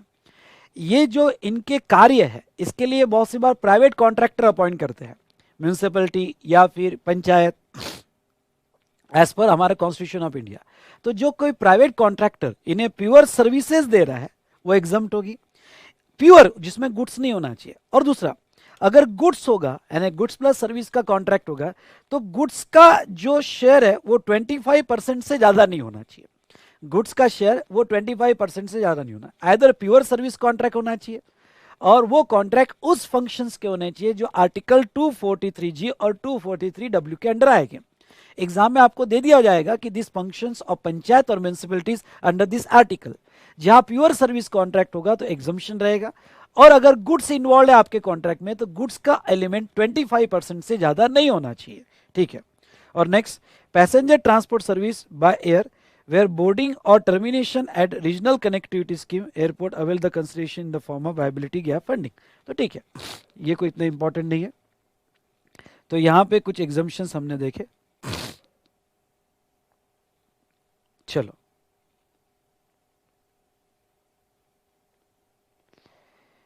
Next बेटा, हम अदर गवर्नमेंट सेक्टर में छोटे छोटे एग्जम्पशंस है, रीड कर लेता हूं, जो इंपॉर्टेंट है स्टार मार्क कर दूंगा। Service by employ state insurance corporation to person govern under the employ state insurance scheme exam, priority B. A B priority करते जाओ, ए जो है वो अच्छे से पढ़ के जाना। Service provided by employ provident fund organisation to a person govern under the employ fund provident fund and miscellaneous provision act, ये भी priority B. Service by coal mine provident fund organisation to a person govern under the coal mine provident fund act and etcetera, priority B.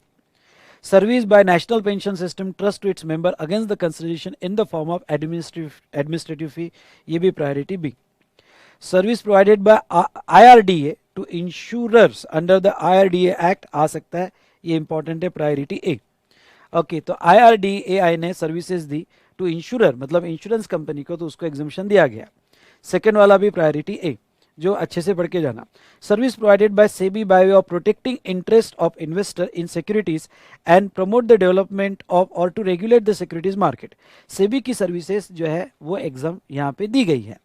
Next, service by way of collection of contribution under the pension scheme of the state government, तो ये priority B, इसको exemption दिया गया। Service of leasing of asset, rolling stock asset including wagons, coaches और locos by Indian railway finance corporation to Indian railway. Indian railway finance corporation एक अलग department है, वो जो है यहाँ पे फाइनेंस करता है इंडियन रेलवे को by way of leasing and etcetera. अगर उनकी सर्विसेज होगी तो एग्जाम्प्ट है, ये भी प्रायोरिटी भी। उसके बाद में यहाँ पे ध्यान से देखिएगा, service by state government industrial development corporation,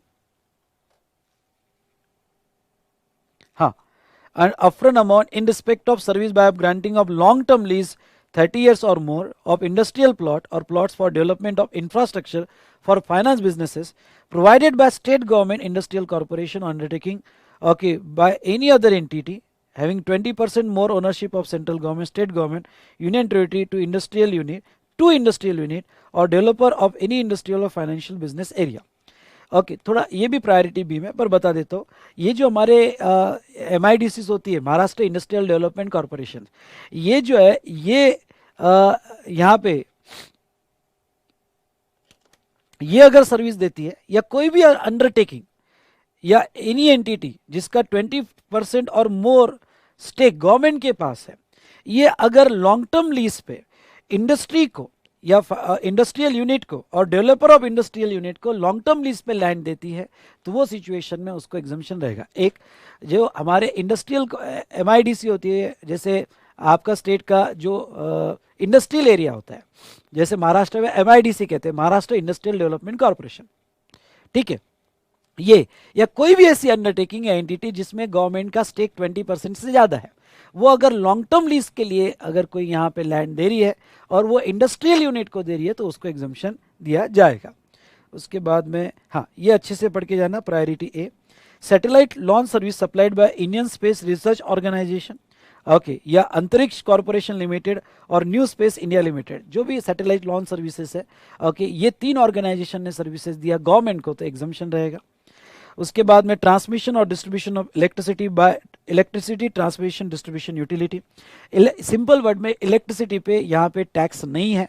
I repeat, electricity जो यहाँ पे स्टेट और गवर्नमेंट की बॉडीज है या गवर्नमेंट लाइसेंस बॉडीज है, वो अगर सर्विसेज देगी तो वहाँ एग्जामिशन मिलेगा। Next, services of assessing bodies empaneled centrally by Director General of Training, Ministry of Skill Development and Entrepreneurship by way of assessment under the Skill Development Initiative Scheme, okay, priority B में रखो। उसके बाद में training service under Deendayal Upadhyaya Grameen Kaushal योजना, service provided bye इंक्यूबिटी, ये भी priority B में रखो। ओके, बस जो मैंने ये टेबल में जो जो प्रायोरिटी ए में कहा वो अच्छे से पढ़ के जाना है, ठीक है। Next, now exemption in construction sector, यहां पे ये देखिएगा,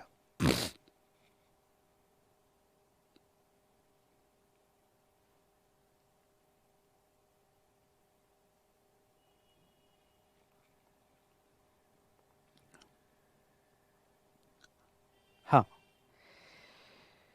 pure labour contract, underline, pure labour contract, goods नहीं होना चाहिए, ऑफ कंस्ट्रक्शन अल्ट्रेशन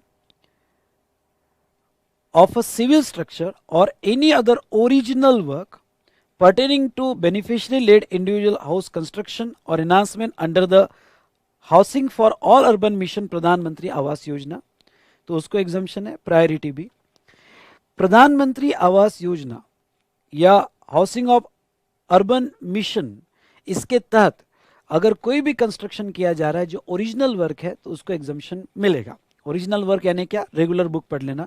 हाँ, कुछ एरिया में मैं फास्ट में जा रहा हूँ, मुझे पता है पूरे कोर्स में कहाँ मैंने एम्फोसाइज करना चाहिए और कहाँ नहीं करना चाहिए, ये मेरे पे छोड़ दो। ओके, यहाँ हमें पूरा सिलेबस विद इन टाइम खत्म करना है, ठीक है। तो हमारे पास जितना भी टाइम है इसमें मैंने बहुत प्रॉपरली डिजाइन किया है कि कहाँ मैं अच्छे से आपको डीप में लेके जाओ और कहाँ जरूरत नहीं है, और जहाँ मैं कहूँगा कि रेगुलर बुक से थोड़ा अच्छे से पढ़ लेना है तो यस,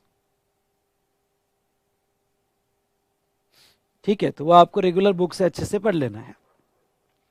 हाँ, ये नेक्स्ट 10 है, service supplied by electricity distribution utility by extending electricity distribution network up to tube well for the farmer और एग्रीकल्चर फॉर एग्रीकल्चर यूज। बहुत सी बार फार्म पे आपकी इलेक्ट्रिसिटी नहीं होती है ट्यूबवेल के लिए, तो आपको कुछ पैसा भरना पड़ता है। जैसे कोई फार्मर है, उसने 20,000 भर दिए, फिर आपके फार्म तक वो इलेक्ट्रिसिटी ला के देते हैं, पूरा स्ट्रक्चर यहाँ पे इंस्टॉल करते हैं, तो उसका जो भी वो पैसा लेगी उसको एग्जम्पशन दिया गया है। नेक्स्ट वाला इंपॉर्टेंट है, ये अच्छे से पढ़ के जाना। Pure labour contract for construction, erection etcetera of original work pertaining to single residential unit, ये आप बुक में से भी पढ़ लेना। Also use book, your regular book, मैं समझा देता हूं पर आप रेगुलर बुक भी इसके लिए यूज कर लेना।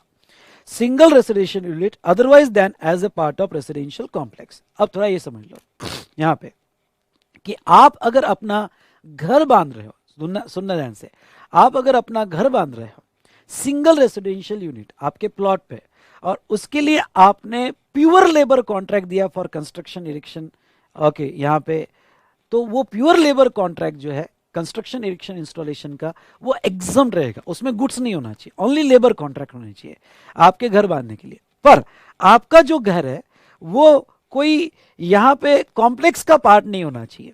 मतलब ये हुआ कि मतलब बिल्डर के स्कीम में आपका इंडिविजुअल घर नहीं होना चाहिए, ठीक है, बिल्डर के स्कीम में आपका घर नहीं होना चाहिए। आपका इंडिविजुअल प्लॉट पे इंडिविजुअल सिंगल रेसिडेंशियल यूनिट आप बांध रहे हो, उसके लिए जो आप कंस्ट्रक्शन सर्विस लोगे, इरेक्शन इंस्टॉलेशन सर्विस लोगे, जो प्योर लेबर कॉन्ट्रैक्ट है, उसको इन्होंने एग्जम्पशन दिया है, ठीक है दोस्तों। तो यहाँ पे ये एग्जम्पशन है, ये थोड़ा आप अच्छे से पढ़ लेना बुक में से। Supply TDR FSI long term lease, ये अगेन ये प्रायोरिटी बी में रखना क्योंकि कंस्ट्रक्शन सेक्टर के एग्जम्पशन हमें नहीं है। सप्लाई टीडीआर और FSI long term lease by land owner to developer exempted, पर उसमें जो उनका अभी एक नया स्कीम है 1% और 5%, उसके बेस पे एग्जम्पशन दिया गया है। इसके डिटेल में नहीं जाना है क्योंकि ये नोटिफिकेशन डिटेल में कंस्ट्रक्शन सेक्टर के जो नोटिफिकेशन हमारे सिलेबस में नहीं है, इसलिए इसके डिटेल में हमें नहीं जाना है दोस्तों, ठीक है। उसके बाद में ये इंश्योरेंस सेक्टर के एग्जम्पशंस आपको पढ़ना है, ये होमवर्क है, प्रायोरिटी भी सबके सब ये आपको पढ़ना है। हाँ, मिसलेनियस एग्जम्पशन में चलो यहाँ जो जो इंपॉर्टेंट है वो मैं आपको पढ़ा देता हूँ। अदर, तो पहला जो है ट्रांसफर ऑफ गोइंग कंसर्न, ध्यान से देखिएगा, transfer of going concern as a whole और इंडिपेंडेंट पार्ट देयर ऑफ, यानी अगर आपने अपना चलता फिरता बिजनेस किसी को बेचा, चलता फिरता बिजनेस गोइंग कंसर्न किसी को बेचा या आपने कुछ पार्ट बेचा, तो वो केस में जो कंसिडरेशन आपको मिलेगा उसके ऊपर जीएसटी नहीं आएगा, क्योंकि जीएसटी की डेफिनेशन है एनीथिंग अदर देन गुड्स। तो बिजनेस बेचना भी सर्विस के डेफिनेशन में आता है, लेकिन यह एज अ गोइंग कंसर्न बेचा तो उसके ऊपर जीएसटी नहीं आएगा दोस्तों। Next, service by an organiser to any person in respect of business exhibition held outside India. अगर यहाँ पे कोई भी एग्जीबिशन इंडिया के बाहर है और वो इंडिया के बाहर जो ऑर्गेनाइज करने वाला है वो इंडिया का बंदा है और वो सर्विसेज दे रहा है इंडिया के बाहर, तो उसके ऊपर टैक्स नहीं आएगा। ठीक है। Next important, service by unincorporated body or non-profit entity to its own member as a reimbursement or share contribution, a trade union providing exempt activity, और तीसरा वाला बहुत ही इंपॉर्टेंट है, to an amount up to 7,500 per member for sourcing of goods or services from third person for common use in a housing society or residential complex। India की कोई भी unincorporated body होगी या नॉन प्रॉफिट एंटिटी होगी और वो अपने member को कुछ सर्विसेज दे रही है जिसका पैसा ले रही है, जैसा ट्रेड यूनियन होगा, या कुछ ऐसे सर्विस का पैसा ले रही है जो एग्जम्प्ट है, कॉमन पैसा ले रही है, पर जिसका पैसा वो ले रही है वो सर्विस ही एग्जम्प्ट है, तो उसके ऊपर जीएसटी नहीं आएगा। लेकिन अब जो तीसरा वाला पार्ट है, ओके, पहला दो कोई इंपॉर्टेंट नहीं है, ट्रेड यूनियन या कोई ऐसी एक्टिविटी जो एग्जम्प्ट है कोई इंपॉर्टेंट नहीं, पर तीसरे वाले पार्ट पे एक सर्कुलर भी है जो मैं बाद में आपको पढ़ाऊंगा सर्कुलर की लिस्ट में। लेकिन जो तीसरा वाला पार्ट है वो समझने लायक है, और वो क्या है, वो ये कह रहा है कि अगर आप कोई हाउसिंग सोसाइटी में, कमर्शियल सोसाइटी नहीं, कमर्शियल सोसाइटी में जो भी मेंबरशिप मंथली मेंबर आपको सब्सक्रिप्शन मेंटेनेंस चार्जेस लगाए जाते हैं उसके ऊपर जीएसटी आएगा। कमर्शियल में हम बात कर रहे हैं यहां पे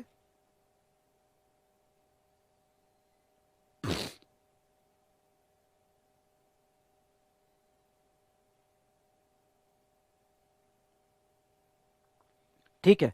तो अब देखो यहां पे हाउसिंग सोसाइटी होगी, रेसिडेंशियल वेलफेयर सोसाइटी होगी, वो कहते हैं अगर ये सोसाइटी अपने मेंबर से 7,500 या उससे कम मंथली मेंटेनेंस चार्जेस ले रही है तो वो एग्जम्प्ट रहेगा। अब इसका मैं थोड़ा फ्लो यहां पे बताता हूं। बिजनेस की डेफिनेशन जब हमने देखी थी उसमें यह कहा गया था कि एनी क्लब, एसोसिएशन या सोसाइटी अपने मेंबर को जो सब्सक्रिप्शन लगाती है या फॉर कंसिडरेशन कोई भी एक्टिविटी करती है तो वो बिजनेस एक्टिविटी मानी जाएगी। अगर वो बिजनेस एक्टिविटी मानी जा रही है तो वो सप्लाई पे जीएसटी आएगा। लेकिन साथ साथ में ये एग्जम्पशन है कि 7,500, आई रिपीट 7,500 जो है ये मंथली मेंटेनेंस चार्जेस को एग्जम्पशन है। इसमें क्लैरिफिकेशन भी है, वो क्लैरिफिकेशन बाद में तुम्हें पढ़ा होगा, पर ये एग्जम्पशन याद रखना। दूसरा, अगर सर मंथली मेंटेनेंस चार्जेस यहां पे अगर 7,500 के ऊपर हो गए, 7,500 के ऊपर हो गए यानी 9,000 हो गए, तो सर 9,000 माइनस 7,500 होगा क्या? नहीं, फिर टोटल 9,000 पे जीएसटी आएगा। सर हमारे सोसाइटी में कुछ फ्लैट ऐसे जिनको 5,000 पर मंथ का मेंटेनेंस है और कुछ बंगलो स्कीम है जिनको 8,000 पर मंथ का स्कीम है, तो जो 8,000 पर मंथ है उन पर ही जीएसटी आएगा टोटल अमाउंट पे। और जो फ्लैट या जो हाउसेस पर मंथ 7,500 के नीचे होगा या 7,500 तक होगा तो वो केस में वहां पे जो है बेटा एग्जम्पशन मिल जाएगा। Next, service provided by such entity और body to its own member against membership fee up to 1,000 पर मेंबर पर ईयर। यस, ये भी कोई इतना इंपॉर्टेंट नहीं है। Next, service provided by business facilitator और business correspondent to banking company with respect to account in rural area branch. अब ये वाला पार्ट मैं आपको समझाना चाहूंगा। वैसे तो बिजनेस फैसिलिटेटर या करस्पॉन्डेंट इनकी सर्विसेज टैक्सेबल है, और रिवर चार्ज में आपको याद होगा तो बिजनेस फैसिलिटेटर अगर सर्विस बैंकिंग कंपनी को देता है, फैसिलिटेटर अगर बैंकिंग कंपनी को देता है, तो वो सिचुएशन में यहां पे यस रिवर चार्ज अप्लीकेबल है। लेकिन ये बिजनेस फैसिलिटेटर और करस्पॉन्डेंट अगर सर्विस बैंकिंग कंपनी को प्रोवाइड कर रहे हैं और वो रूरल एरिया में प्रोवाइड कर रहे हैं, ये वर्ड बड़ा इंपॉर्टेंट है, रूरल एरिया ब्रांच को प्रोवाइड कर रहे हैं, तो उनकी सर्विस एग्जम्प्ट है, यहाँ रिवर चार्ज में भी टैक्स नहीं आएगा। दूसरा, any person as an intermediary to business facilitator और correspondent with respect to service referred in clause A. Again कोई इंटरमीडियरी होगी और वो सर्विसेज बिजनेस फैसिलिटेटर, बहुत से बार एजेंट्स होते हैं और वो बिजनेस फैसिलिटेटर या करस्पॉन्डेंट को सर्विस देते हैं। अगर आपको रिवर चार्ज वाली एंट्री हो याद होगी तो बिजनेस करस्पॉन्डेंट का एजेंट होगा और एजेंट बिजनेस करस्पॉन्डेंट को सर्विसेज दे रहा होगा तो रिवर चार्ज है। लेकिन अगर ये रूरल एरिया ब्रांच से रिलेटेड होगा तो एग्जम्प्ट रहेगा। और तीसरा, बिजनेस फैसिलिटेटर और business correspondent to insurance company in rural area तो एग्जम्प्ट रहेगा। तो पहला बैंकिंग कंपनी का है और लास्ट वाला यहाँ पे इंश्योरेंस कंपनी का है। सॉरी बेटा। उसके बाद में नेक्स्ट जो है, ये तो प्रायोरिटी बी में आपने पढ़ लेना, नेक्स्ट भी प्रायोरिटी बी में आपने पढ़ लेना, और public library, slaughtering of animals वगैरह ठीक है, ये तो आप बाकी के पढ़ लेना। इसमें जो है मोस्ट इम्पॉर्टेंट ए वाला, ये जो सोसाइटी वाला है, और बिजनेस फैसिलिटेटर जो मैंने यहाँ पे कवर किया है। ठीक है, चलिए यहाँ तक मुझे बताइए। यस बेटा, पूरे 100 एग्जाम्पशंस डिटेल में पढ़ाना यहाँ पे, क्योंकि एक एक दो दो लाइन के एग्जाम्पशन है तो पढ़ाने लायक भी नहीं है। जहाँ जहाँ हम डिटेल में जा रहे थे वह मैंने यहाँ पे कवर किया है। कोई डाउट, कोई क्वेश्चंस, तो आपके क्वेश्चंस ले लेता। एक क्वेश्चन है, सर इफ बाय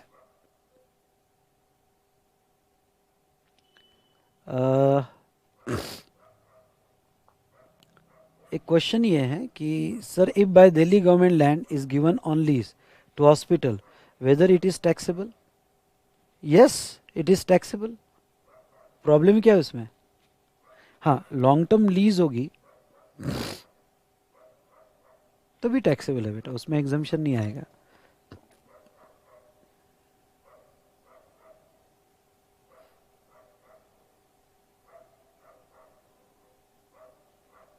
आरसीएम में, आरसीएम में बेटा मतलब क्या?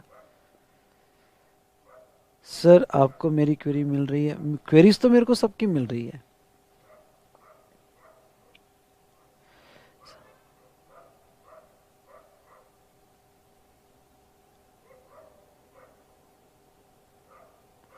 बिजनेस फैसिलिटेटर और करस्पॉन्डेंट जो है ये एक तरह के, अगर रिवर चार्ज आपको याद होगा तो रिवर चार्ज में मैं बताता हूँ कि ये जो है एक तरह के यहाँ पे आरबीआई की गाइडलाइन के हिसाब से ये एक डेजिग्नेशन होता है जिसकी एग्ज़ाम होती है, जो बैंक और इंश्योरेंस कंपनी को हेल्प करते हैं सेविंग अकाउंट ओपन करने के लिए, उनका बिजनेस बढ़ाने के लिए। अगर कोई बोरोइंग मतलब कोई लोन वगैरह होगा तो लोन को प्रमोट करने के लिए, क्रेडेंशियल चेक करने के लिए, ये स्पेशली यहाँ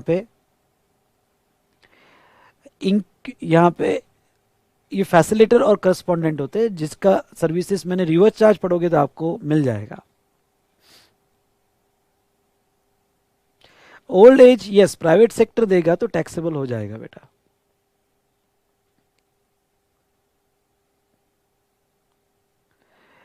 अब वो बिजनेस एग्जीबिशन सर्विस जो है, यहाँ पे जो ऑर्गेनाइजर है वो ऑर्गेनाइजर इंडिया का है तो वो केस में एग्जम्पशन होगा, वो इंपोर्ट सर्विस नहीं मानी जाएगी।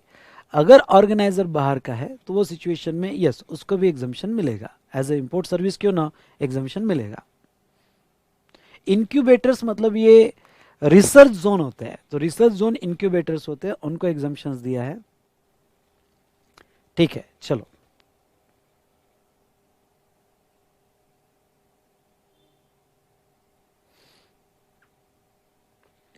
अब आईजीएसटी के कुछ नोटिफिकेशंस मैं यहाँ कवर कर लेता हूँ। देखिए बेटा, ये इंपॉर्टेंट है, ये बहुत जगह रेफर भी किया गया है और एग्जाम में भी आता है। देखो ये क्या कहते हैं, सर्विस रिसीव्ड फ्रॉम, सर्विस मिली by a provider of service by the provider of service located in a non taxable territory, यानी सर्विस प्रोवाइड करने वाला जो है वो बाहर है। इसकी डायग्राम भी हम निकालेंगे। सर्विस प्रोवाइड करने वाला बाहर है, by the central government, state government, union territory और लोकल अथॉरिटी और गवर्नमेंटल अथॉरिटी, और इंडिविजुअल यानी गवर्नमेंट ने लिया, लोकल अथॉरिटी ने लिया या गवर्नमेंटल अथॉरिटी ने लिया और या इंडिविजुअल ने लिया, in relation to any purpose other than commerce, industry और एनी बिजनेस और प्रोफेशन। सुनो, बाहर से कोई भी सर्विस इंडिया में आई फॉर कंसिडरेशन, तो वो इंपोर्ट ऑफ सर्विस मानी जाती है और वो सप्लाई है सेक्शन 71 बी के हिसाब से। वेदर और नॉट फॉर बिजनेस, वो बिजनेस के लिए हो या ना हो, वो सप्लाई माना जाता है। लेकिन उसको ये एग्जम्पशन है, यानी अगर बाहर वाले से हमने सर्विस ली और वो सर्विस गवर्नमेंट ने ली होगी या इंडिविजुअल ने ली होगी और other than for business commerce ली होगी, गवर्नमेंट ने ली होगी या इंडिविजुअल ने ली होगी और अदर देन फॉर बिजनेस और कॉमर्स ली होगी, तो ये सिचुएशन में एग्जम्पशन मिलेगा। दूसरा क्लॉज ए हो गया हमारा, अदर देन बिजनेस के लिए लिया है। Clause B, entity registered under section 12A of income tax act for the purpose of providing charitable activity, या बाहर वाले से सर्विस, ध्यान सुनिएगा, बाहर वाले से सर्विस यहां पे जो है चैरिटेबल इंस्टीट्यूट ने लिया और वो चैरिटेबल एक्टिविटीज के लिए लिया होगा तो एग्जम्पशन। तीसरा BA, by way of supply of online educational journals or periodicals to an educational institution other than institution providing services by way of higher and secondary school और vocational training course। मतलब क्या, simple word में, अगर periodical journal service लिया है और वो बाहर वाले से लिया है और वो कॉलेजेस ने लिया है, स्कूल नहीं होनी चाहिए, वोकेशनल ट्रेनिंग कोर्स नहीं होनी चाहिए, और वो सर्विस कॉलेज वालों ने लिया, तो उसको एग्जाम।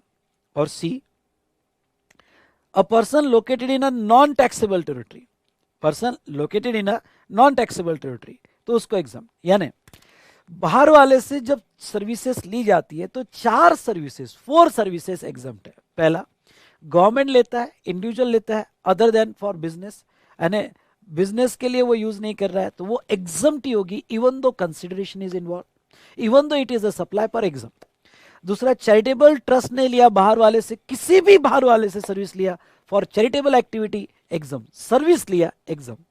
तीसरा, कॉलेज या इंस्टीट्यूट ने, जो स्कूल नहीं है, वोकेशनल कोर्स नहीं है, इन्होंने पीरियोडिकल जर्नल सर्विस बाहर वाले से लिया तो एग्जाम, और इंडिया से भी लिया तो भी एग्जाम है, हमने ऑलरेडी देखा है, ठीक है। उसके बाद में अगर सर्विस देने वाला भी बाहर है, लेने वाला भी बाहर है, सर्विस इंडिया में दी जा रही है पर दोनों बाहर है, प्रोवाइडर भी बाहर है और लेने वाला भी यहाँ पे बाहर है, तो ऐसे केस में एग्जम्प्ट होगा। पर ये एग्जम्पशन 2 केस में अप्लाई नहीं होगा। कौन से 2 केस में अप्लाई नहीं होगा यहाँ पे, तो ये याद रखना, OIDAR सर्विस और transportation of goods in a vessel. मतलब अगर OIDAR सर्विस यहाँ पे ली गई, online information database access retrieval services, और वो एंट्री ए और बी, उसको अप्लाई नहीं होगी। मतलब OIDAR सर्विस अगर गवर्नमेंट ने ली या इंडिविजुअल ने ली और किसी भी पर्पस के लिए ली हो तो वो टैक्सेबल होगी, और आगे बताऊंगा फॉरवर्ड चार्ज में टैक्सेबल होगी। इसके बारे में आगे बहुत डिटेल में डिस्कशन करेंगे, मैं पूरा लिंक आपको लगा के दूंगा। या फिर चैरिटेबल ट्रस्ट ने, यानी क्लॉज बी, चैरिटेबल ट्रस्ट ने ली होगी तो वो भी टैक्सेबल किया जाएगा, वो भी टैक्सेबल किया जाएगा। उसके बाद में यहां पे transportation of goods by vessel from foreign custom station to Indian custom station, ये तो बेटा टैक्सेबल होगा, रिवर चार्ज देखा हमने। अगर फॉरेन शिपिंग कंपनी है और सर्विस लेने वाला इंडिया का कोई भी बंदा होगा, क्यों ना गवर्नमेंट हो या क्यों ना यहाँ पे इंडिविजुअल हो या क्यों ना चैरिटेबल ट्रस्ट हो, transportation of goods in a vessel foreign shipping company होगी और इंडिया का इंपोर्टर होगा, तो वो केस में रिवर चार्ज इंडिया के इंपोर्टर पे आएगा। तो ये हमने यहाँ पे एक एग्जाम्पशन देखा। एक मिनट में देखता हूँ इसका, अगर कोई चार्ट होगा तो मैं चार्ट भी आपको बता देता हूँ।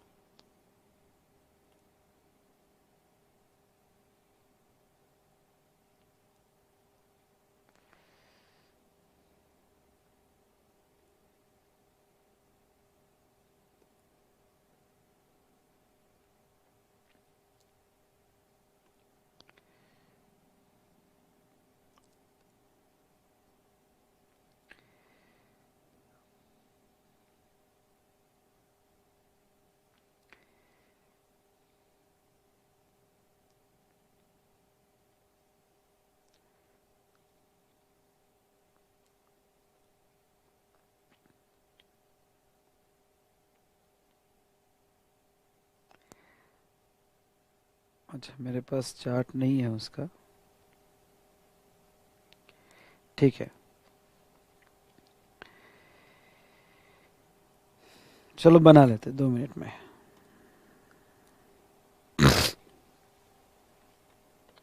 अगर आपके पास स्पेस होगी तो बना लो। सर्विस प्रोवाइडर बाहर है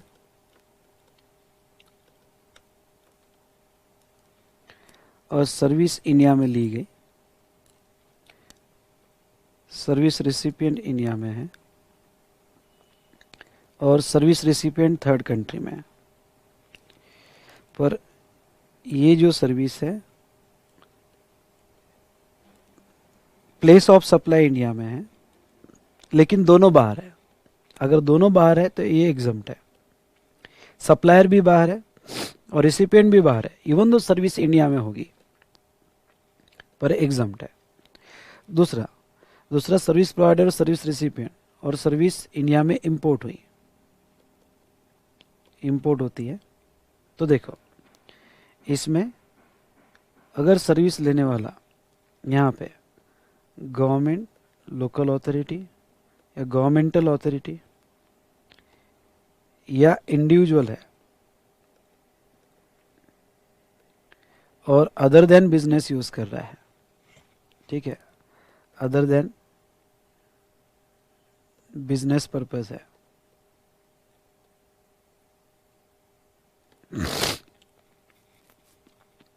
तो ये एग्जम्प्ट रहेगा, ये एग्जम्प्ट रहेगा। दूसरा, अगर रिसिपिएंट चैरिटेबल ट्रस्ट है,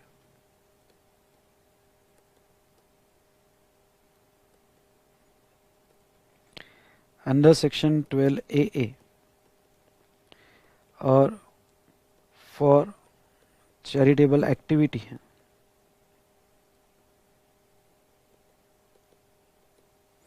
फॉर चैरिटेबल एक्टिविटीज है, तो ये भी एग्जम्प्ट रहेगा।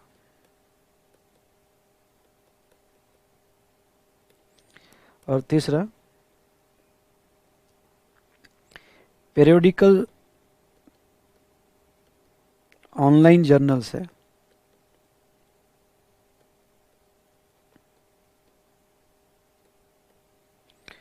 और ये जो है कॉलेजेस यूनिवर्सिटीज लेती है,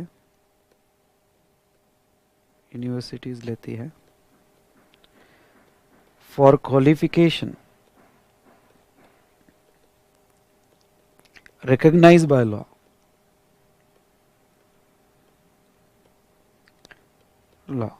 तो ये एग्जम्प्ट है, ये एग्जम्प्ट रहेगी,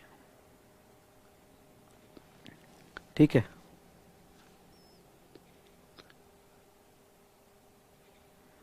तो इस तरह से हमने देखा।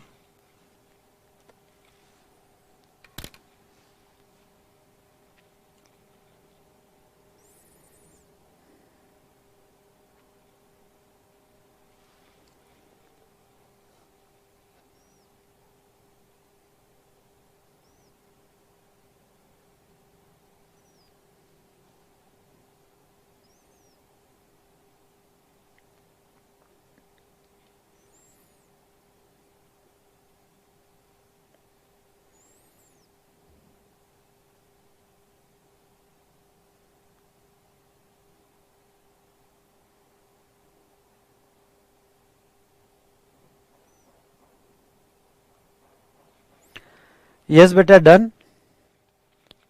इसमें कोई क्वेश्चन और डाउट? यस पूछिए, कोई क्वेश्चन या डाउट?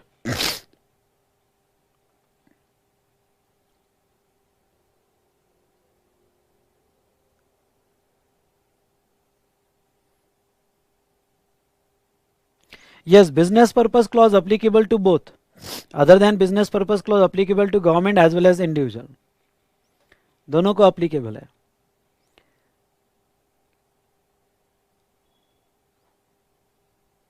चलिए,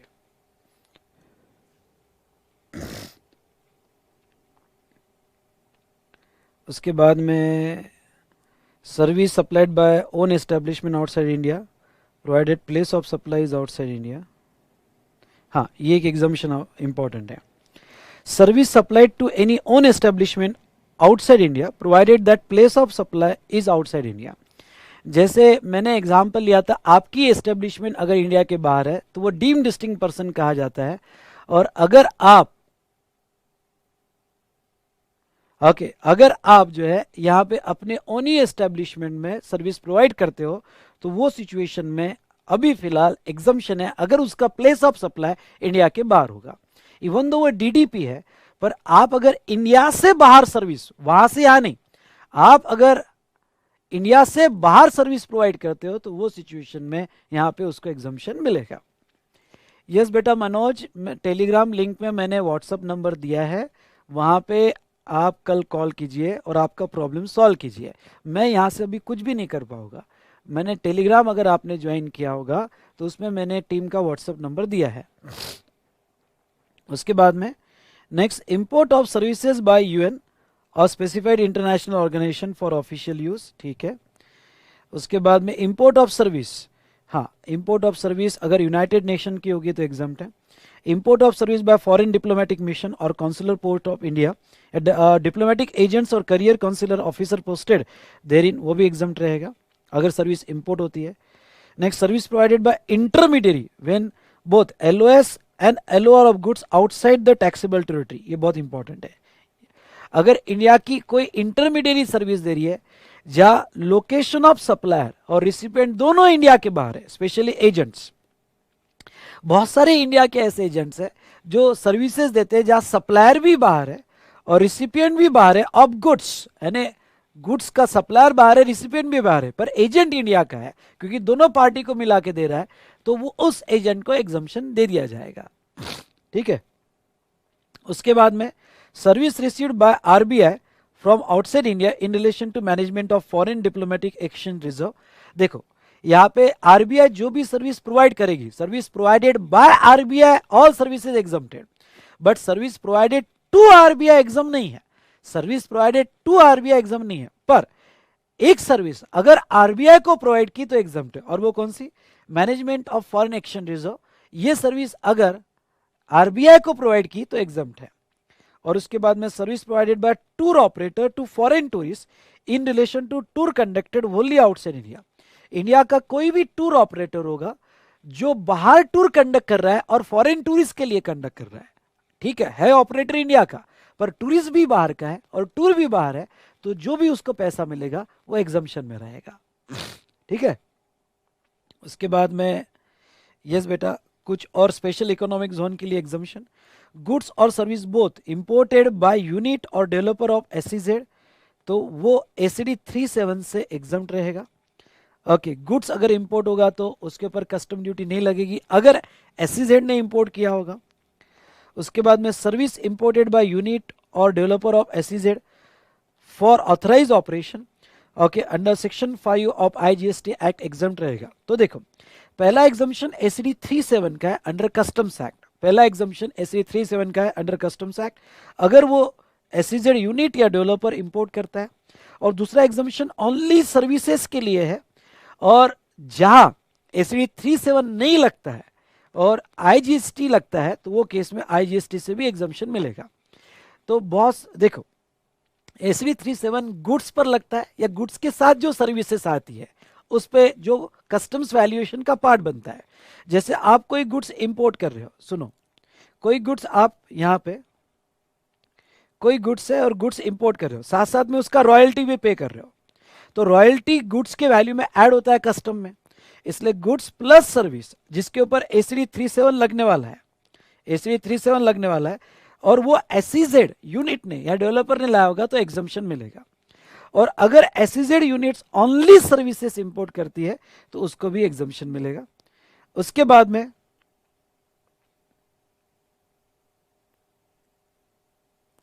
ये तो प्रायोरिटी भी है, ये आपने पढ़ लेना, कोई इतना इंपॉर्टेंट नहीं है, ठीक है। तो ये दो एग्जम्पशन हमने देखे।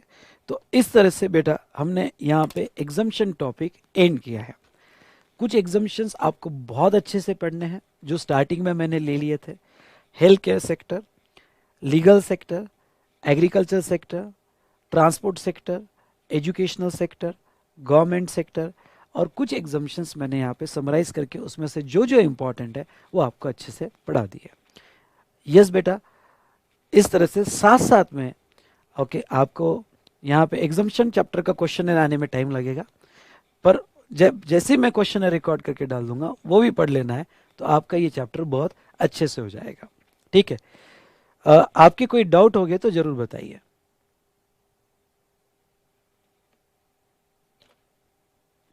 आपके कोई डाउट हो गए तो जरूर बताइए। हाँ, एक डाउट आया है sir, renting of immovable property के केस में अगर पर invoice value gross amount charge 5000 से एक्सीड नहीं कर रहे हैं, कंटिन्यूस सर्विस नहीं है, तो बिजनेस एंटिटी को एग्जम्पशन मिलेगा क्या? वो एग्जम्पशन सबके लिए है, किसी को भी वो सर्विस दो, अगर 5000 से नीचे है और आपका कंटिन्यूस सप्लाई सर्विस नहीं है तो एग्जम्पशन मिलेगा। 10 का सी पॉइंट, 10 का सी पॉइंट बेटा ये है यहां पे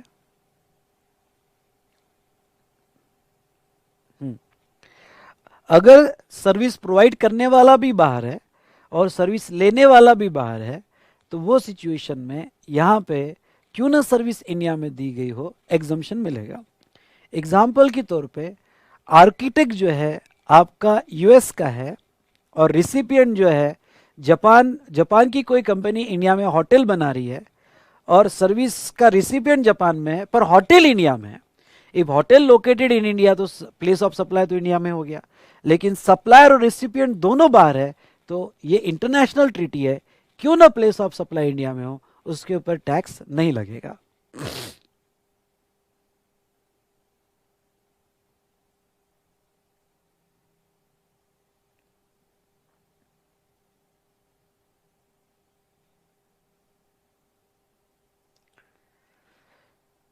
उसके बाद में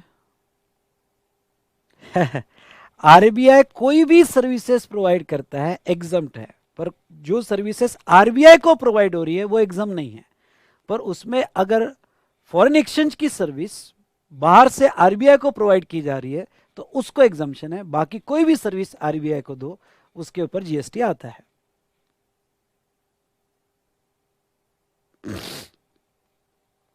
सैटेलाइट लॉन्च सर्विसेज तो बेटा ये गवर्नमेंट उसके लिए फंड देती है ना, ये सब सर्विसेज को प्रोवाइड करने के लिए, तो वो केस में उसको एग्जाम्पशन मिलेगा।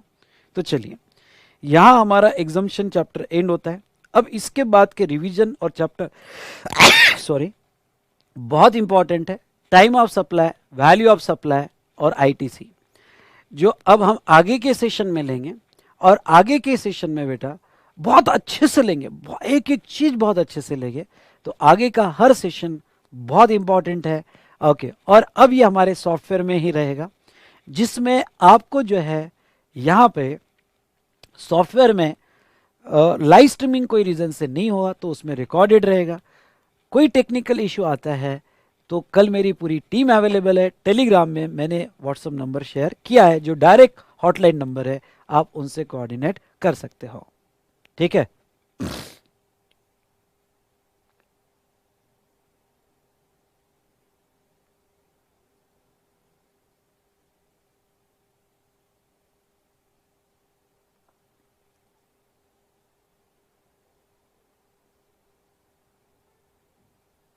बेटा आप अब मुझे अलग से, मुझे आपका क्वेश्चन नहीं समझ में आ रहा है, आप मुझे अलग से ऑडियो मैसेज भेजो, ऑडियो मैसेज भेजो।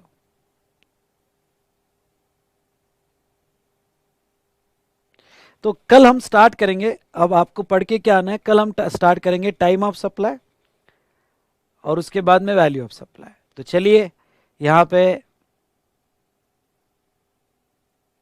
रुकते हैं।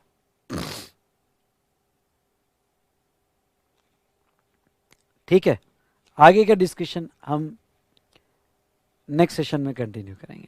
ठीक है दोस्तों, thank you to all of you.